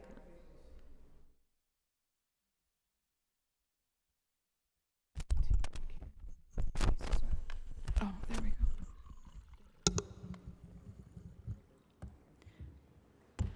Hello, good afternoon. My name is Allison O'Connor Jordan. I'm here to share my reasons for supporting Resolution 362 and the Social Work Workforce Act. I also shared with you my CV so that if you have other questions about things that have been testified about today, like we thought JIGIS was the solution and apparently it's not, too bad. I'm here to answer questions as you need. I am a licensed social worker. I began my career as a program director in New York City's largest senior center, and I graduated from CUNY's Hunter College School of Social Work. I retired from New York City government after 39 years in February of 2020. I worked at HRA and the Health Department. I now support implementation of proven models and volunteer with national organizations to advocate for policies that support continuity of care and services after incarceration. Throughout my career, I encouraged many to enter the field of social work and mentored dozens of primarily Black and brown social work students and early career professionals over 30 years, I think, signing off on thousands, must be thousands, of completed internship hours.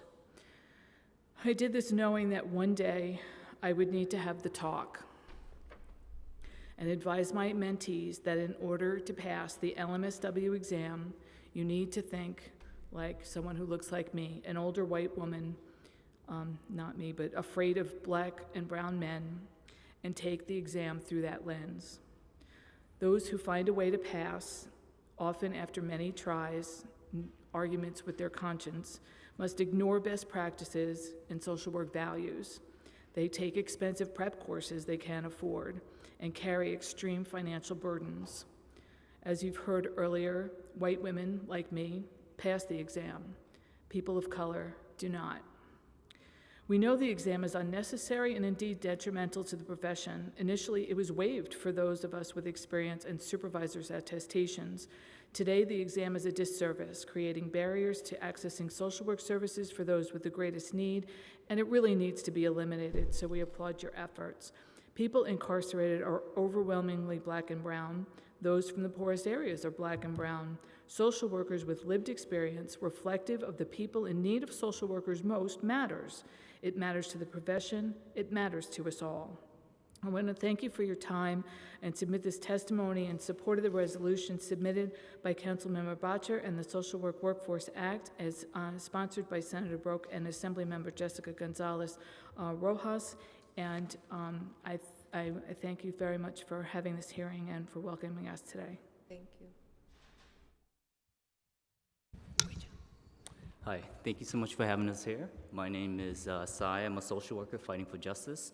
I would like to thank you all again for just having us here and holding this hearing for it's critical for social workers.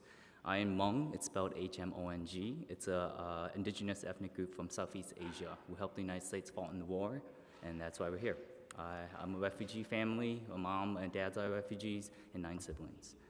I've dedicated my life as a social worker to as well serving the communities here in New York City. And I'm coming here to just to serve and give back and talk about our experiences with the exam. Now as a social worker, I've been here for 10 years. I worked in family court, foster care, ACT team, mobile crisis is what I'm doing right now in Brooklyn. And I see it every day in Brooklyn, how intense the mental health crisis is. And we need more social workers. We need more diverse social workers. We need more. Due to the broken system, it's affecting us. I am overwhelmed. I've never been at a place to saying that we are fully staffed. Almost always someone's leaving, almost always someone's picking up for someone else. So as you can imagine, that trickles down to our clients. We have recent graduates. We have social workers such as Tara who spoke, who cannot pass the exam. They are here, you know. And how do I know? Because I failed myself in 2012. So it took me 7 years to have the courage to do it again. And I only did it because I had to. It's horrifying and devastating. And we wanted to not have the future generations go through that as well. Sorry. Passing the exam allowed me to serve my community more. And I want to give other social workers the opportunity. This exam is restrictive. So thank you for your support. I come with you all with passion, dedication, and personal obligation for the next generation, and let's make it a reality. Thank you, and thank you all for coming to testify. We have quite a few people online waiting to testify as well, so I'm trying to move it along, but thank you all for coming. Christopher Leon Johnston, come on up.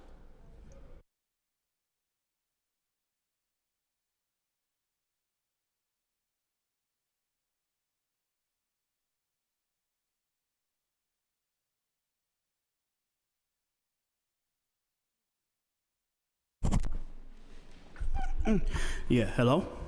Hello, my name is Christopher Leon Johnson, and I'm supporting Eric Bottcher's resolution for the Social Worker Workforce Act. We need more social workers in the city of New York.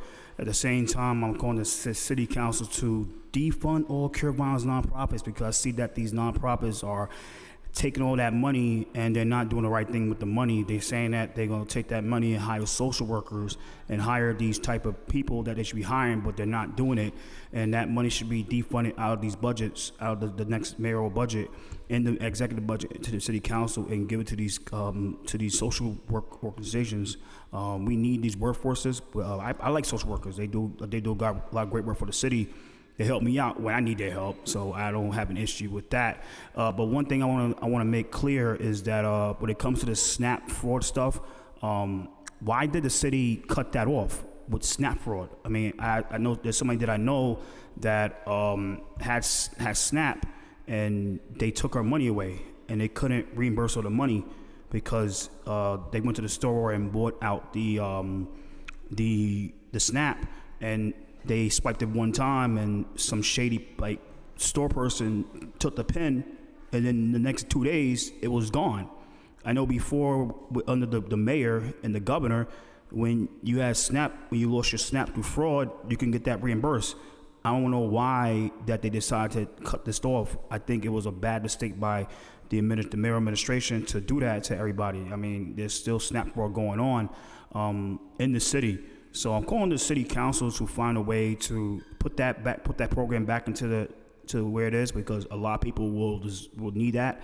I understand that you can't go back and do prorated, but if you do it now or later on down the run, it will help people out going forward, because I know there's a lot of people in the city that go through SNAP fraud, and it was wrong how they was treated with that. So I say I'm calling the city council to stand behind that. So back going to the social workers thing, like I said, I hope you pass that bill with Eric Botcher, that resolution for the Social Workers Workforce Act, and it should go through. And like I said, the SNAP fraud stuff like that, they need their money back. They all need their money back. It was wrong how they was treated, and I hope the city council does the right thing and help push all these bills to go through. So we need more social workers, and like I said, that was wrong how people get treated with SNAP fraud and how they're not getting paid back. So yeah, so hope these bills go through, and thank you so much. Enjoy your day. Thank you. Thank you, Christopher. Thank you. Thank you. We'll be moving on to our online panel. And we will begin with Shakira Kennedy. Again?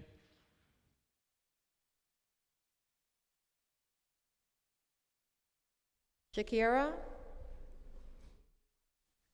Hi. Okay, I was just unmuted. Thank you. Thank you.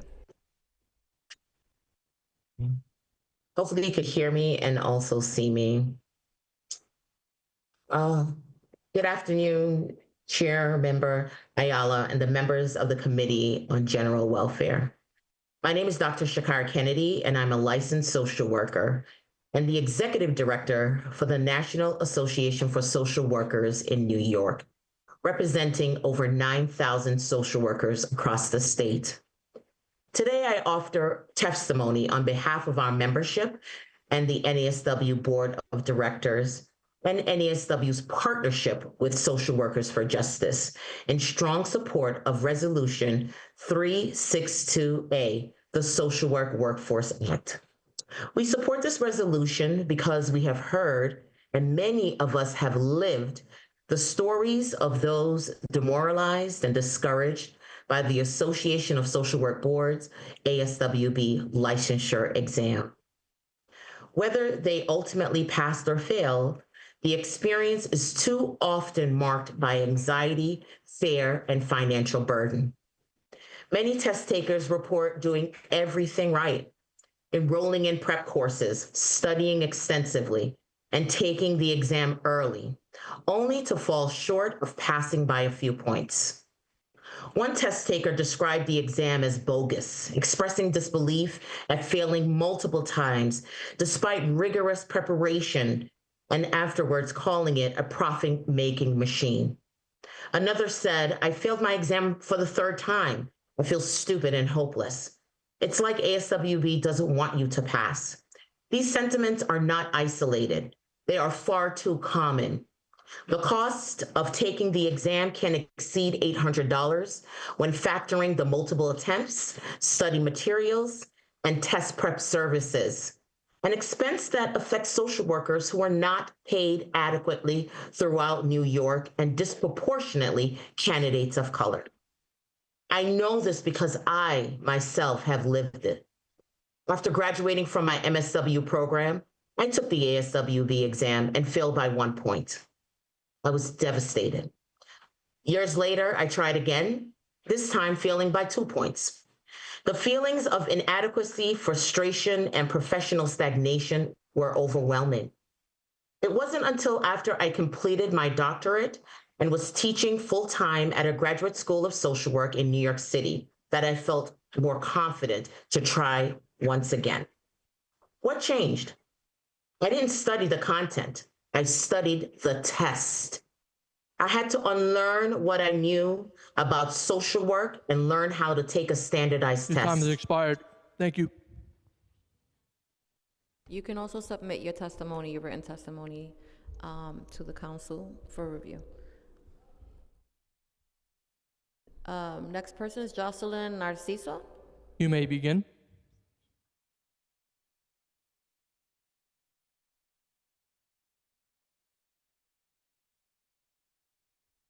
Jocelyn?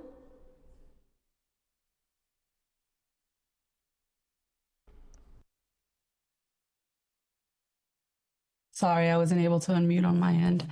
Hi, thank you so much for letting me speak. My name is Jocelyn Narciso Molina. I am a proud daughter of Mexican immigrants, a recent MSW graduate, and an advocate for social workers for justice. And I'm here in full support of the Social Work Workforce Act and the removal of the LMSW exam as a requirement for licensure in the state of New York. New York State is facing a growing crisis in equitable access to culturally competent mental health service and social services. Immigrant communities, including the backstretch workforce at Belmont Racetrack in Elmont, where I was raised, are among the most underserved. This labor force, primarily composed of Latino immigrant workers, many of whom are legal resident, permanent residents, or on a pathway to citizenship, operate in an isolated, high-stress environment with limited access to care. Language barriers, stigma, and the lack of culturally responsive providers make these challenges worse. The current licensure process, particularly the LMSW exam, adds another barrier, not just for aspiring social workers, but for the communities who depend on us. The test does not assess compassion, lived experience, or community trust. It reflects privilege, rewarding those with access to test preps, time off, and fluent academic English. It weeds out brilliant bilingual community-embedded professionals who have already proven their readiness in real-world settings. According to the ASWB, pass rates for Black, Latino, and multilingual test takers are significantly lower than those of their white test taker counterparts. This isn't about merit, it's about systematic exclusion. And the cost of the exclusion is real. Communities like mine go without care, and dedicated social workers are kept in limbo or pushed out altogether. The Social Work Workforce Act provides a path forward. By removing the LMSW exam, it opens the profession to a broader, more diverse group of candidates, many of whom are already serving on the front lines. It creates a licensing structure that reflects what the work already requires: trust, cultural competency, language access, and sustained supervision, not standardized answers. So I please ask you to support the Social Work Workforce Act. Thank you so much. Thank you. Our next panelist is Nancy Gallina. You may begin. Thank you. My name is Dr. Nancy Galena, and I'm appearing before you today as the Dean of the Touro University Graduate School of Social Work here in Manhattan. Touro has been involved in the issue of licensure pass rates for several years. We have met with all the state and national social work organizations working on this issue, and I'm a member of the National Task Force of Deans working to eliminate this exam.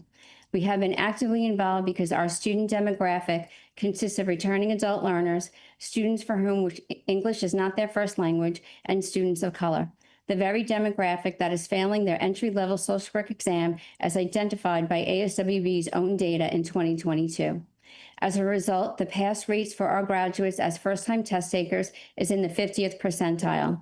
This pass rate has implications for Touro as an institution, as that the New York State Education Department arbitrarily withholds approval of programs or places stipulations on programs that are tied to this specific pass rate.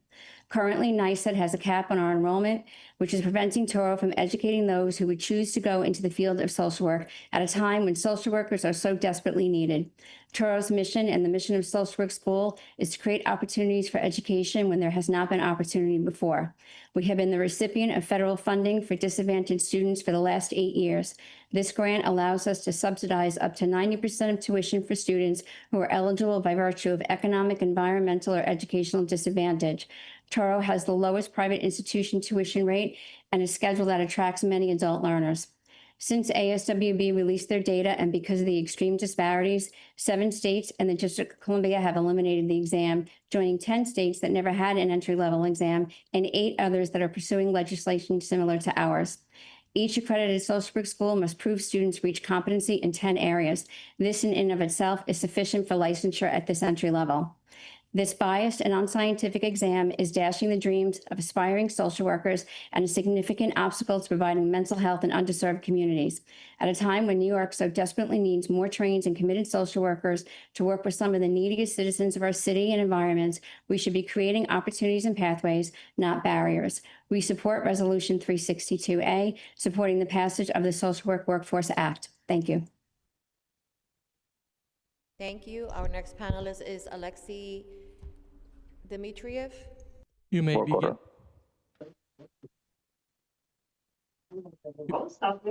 You may begin. Alexei?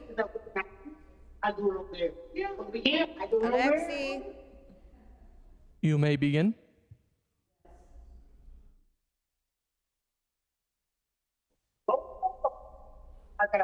Hello? Okay,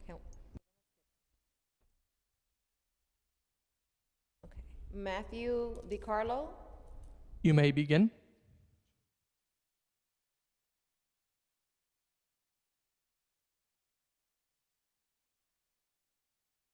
Sorry, I was just able to unmute myself. Thank you very much to the Committee on General Welfare. I am here to argue in support of the Social Work Workforce Act. I was asked to be here by Social Workers for Justice based on my series of peer-reviewed journal articles on the psychometric invalidity of ASWB exams. In short, they are not legally defensible and should be abolished. On March 31st, ASWB changed the rules of their exams with negative 15 days of notice. For a long time, their rules were, quote, you'd be given the entire exam time at the beginning of the test. No individually timed sections, manage your time accordingly. The new surprise rule set that was added to the exam guidebook on April 14th is that the exam is divided into two 85-question sections, each of which is a 2-hour time limit. You will not be able to return to the first section. They did not provide advance notice to boards or any equilibration studies of those two versions. They did not even provide notice to test takers until they were literally leaving the test center, or without doing so at all. They haven't responded to the Missouri board's queries about the pass rates during this time, and they still sell practice exams under the old rules. It's really wild. They recklessly change exam structure without the required psychometric tests. So for example, in 2017 to 2018, the pass rate went down from 80% to 70%. Only minoritized test takers remained below average. Per the ASWB, the decline was caused by the 2018 exam blueprint, which changed the versions of the test. We're about to do that again in 2026, but there's no plans to equilibrate the 2018 and 2026 exam blueprints. Similarly, they're going to make significant structural changes to the content areas, down from 4 to 3, no confirmatory factor analysis. They went down from ABCD to ABC answer options. Questions are now 8% easier to guess, 25% faster to read. We have no idea what the impact of these things are going to be because they don't do the required psychometric studies. I offered to do some of them alongside 2 esteemed social work psychometricians for $0 in an open source software package. We were rejected. Instead, they funded a study that found that their 2022 survey results that found descriptive results that sort of motivated this entire session were actually understating it. And the odds of clinical exam failure are 2 to 6.5 times more likely for Asian, Latina, and Black test takers. Despite being a nonprofit, ASWB and its IRS Form 990s revealed an average 17% profit margin, ballooning from under $10 million to over $40 million in net assets. But as New York City knows from the billion-dollar Giulino decision, it's not the test developer that actually faces the music, it's the government organizations and employers that are financially reliable for invalid exams. New York State should follow in the footsteps of Washington, D.C., which removed the exam requirement 2 weeks ago. They joined the 13 other states that license master's level social workers without an examination. Then New York State should form a multi-stakeholder work group of legislators, advocates, and regulators, as Maryland and other states have done, to recommend workforce-wide changes on exams, supervision, and licensure. Your time's expired. Thank you. Thank you. Our next panelist is Victoria Rizzo.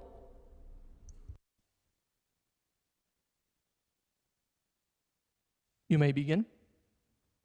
Good afternoon. My name is Dr. Victoria Rizzo. I'm a member of several national organizations that support the Social Work Workforce Act. The National Association of Social Workers. I am the past president of the New York State Chapter Board of Directors, the Council on Social Work Education, and the National Association of Deans and Directors of Schools of Social Work. I am a social worker with 35 years of experience as a licensed clinical social worker, an educator, a researcher, and an administrator in higher education. I am here testifying today as a member of Social Workers for Justice. I thank you for the opportunity to testify at this workforce hearing. I am passionately in support of Resolution 362-A, which supports the Social Work Workforce Act. This legislation would eliminate the entry-level ASWB licensing examination as a condition for licensure in New York State. Under my leadership as president, the National Association of Deans and Directors in 2014 conducted the first study in the nation to examine the ASWB examination for racial bias and pass rates, based on the experiences of deans and directors and the pass rates they were seeing in their schools in New York State.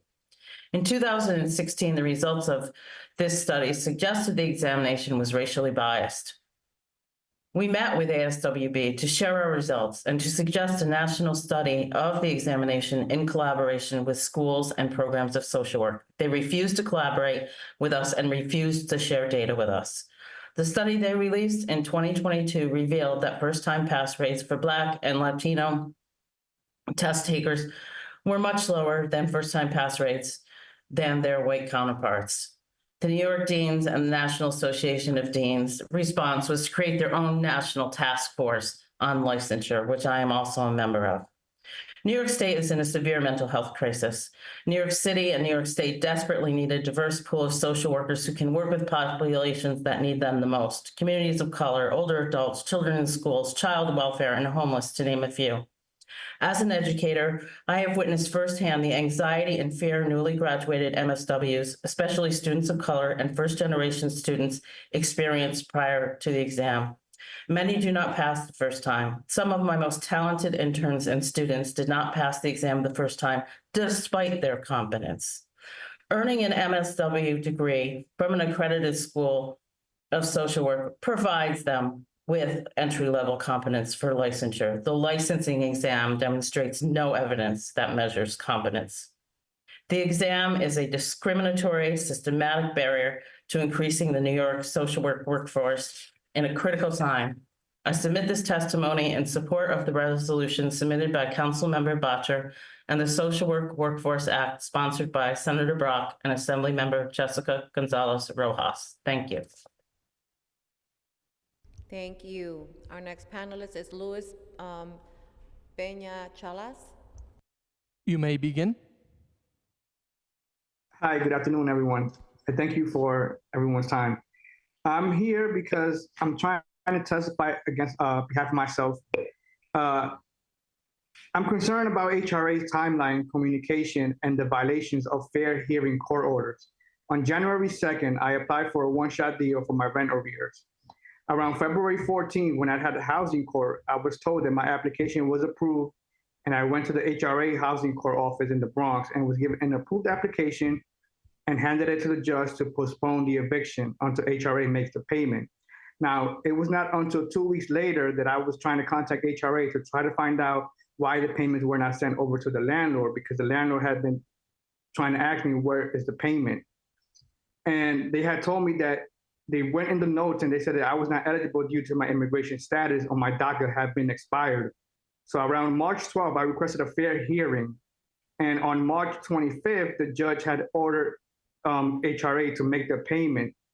And I'm not sure why 4 months later, it's almost, I'm still waiting for HRA to be in compliance with the fair hearing decision.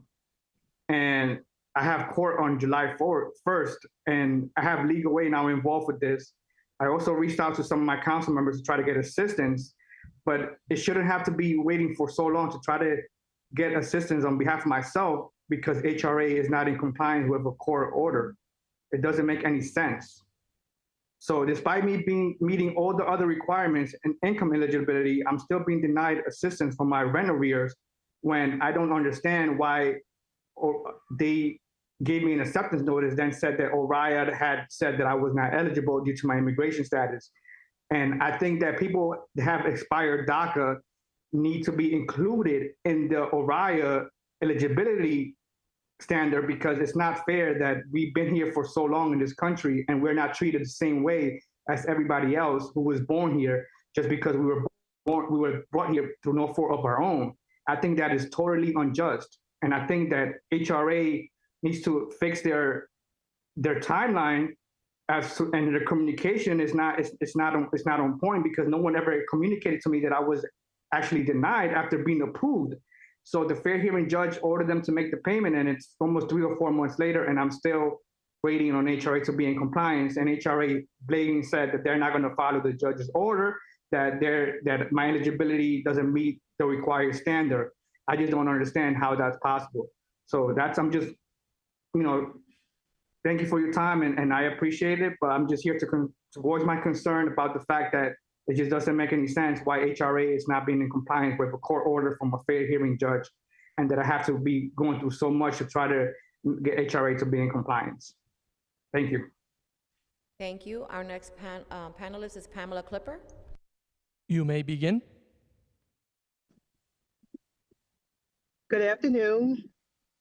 My name is Pamela Clipper, and I am a member of Social Workers for Justice. Thank you for the opportunity to testify at today's workforce hearing. I'm testifying today in support of Resolution 362A, which is in support of the Social Workforce Act. I'm going to just give you my story, my anecdote. I graduated social work degree in 2016. I took the exam in 2017 and I failed. And I didn't retake the exam again until 2022, and I failed again. And I'm up for another retake this year, October, the end of October. I think I have to. I already paid my money, and there's no refund. But I feel that this exam has been a serious burden on me because I've spent thousands and thousands of dollars doing prep studies, individual studies with folks, and I just can't seem to get over that hump.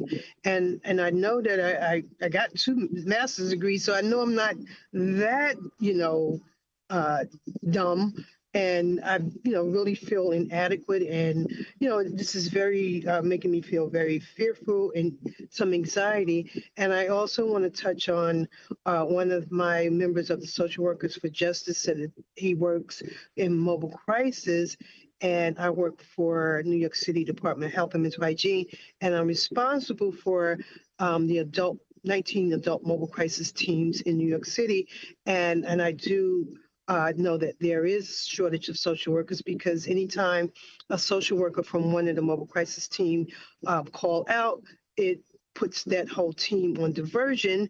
And then on the city side where I work, we have to scrounge around to find another team to cover a team that's out on diversion. So it's been very hard to even move up in ranks because I don't have a license. I can't leave out of city government because in the community, it requires a license. So I'm safe to stay where I am because my position doesn't require the license, but in other departments where I work at requires a license. So I can't even move around. And it's just a burden on me and my family financially and mentally and physically. To summarize, I submit this testimony in support of the resolution submitted by Council Member Botcher. Your time has and the expired. social work. Thank you. Thank you. Thank you. And our next panelist is Kirsty Now. Hi, my name is Kirsty No. Thank you for holding this hearing, Deputy Speaker Ayala. I am a Master's of Social Work graduate, and I am in support of the Social Work Workforce Act Resolution 362-A. Just like one of the previous panelists, I have graduated from my university and found it difficult to find a job due to not having my license. I was fortunate enough to be able to work at a shelter for 4 years, however, was told I must obtain my license. I have taken the exam 3 times. The last 2 times I took the exam was during COVID. I was within the passing range of 90 to 107 as per their range, and I was within the passing range as I made a 96. However, I was informed that the exam was out of 100. I was devastated as I am capable and competent as a social worker. However, failing for the third time left me questioning my capability. I have later received many testimonies from other minorities like myself that have stated that they have too experienced the same as myself. This bias exam does not validate my experience as a social worker, as I have worked with the Department of Family and Children Services, a women's shelter with individuals of all walks of life, such as domestic violence, CPS cases, alcohol and drug addictions, and mental health issues. And I have aided them in improving their lives. I believe that this exam should not prevent me from receiving my license to further my desire to provide competent care to our vulnerable population. I am in agreement for Resolution 362A to be passed, and if this is passed, I also ask that it be retroactive for 5 years.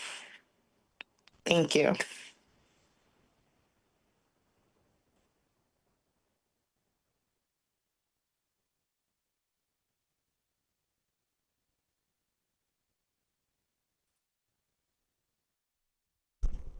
Okay, we have now heard from everyone who has signed up to testify.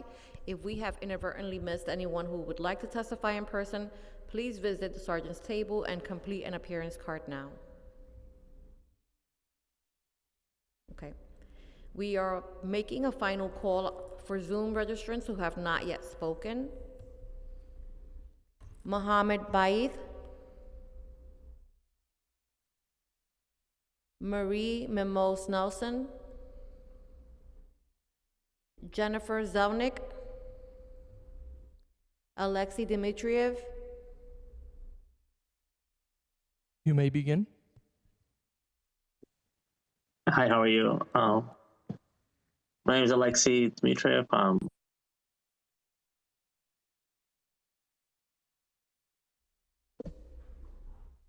Hello?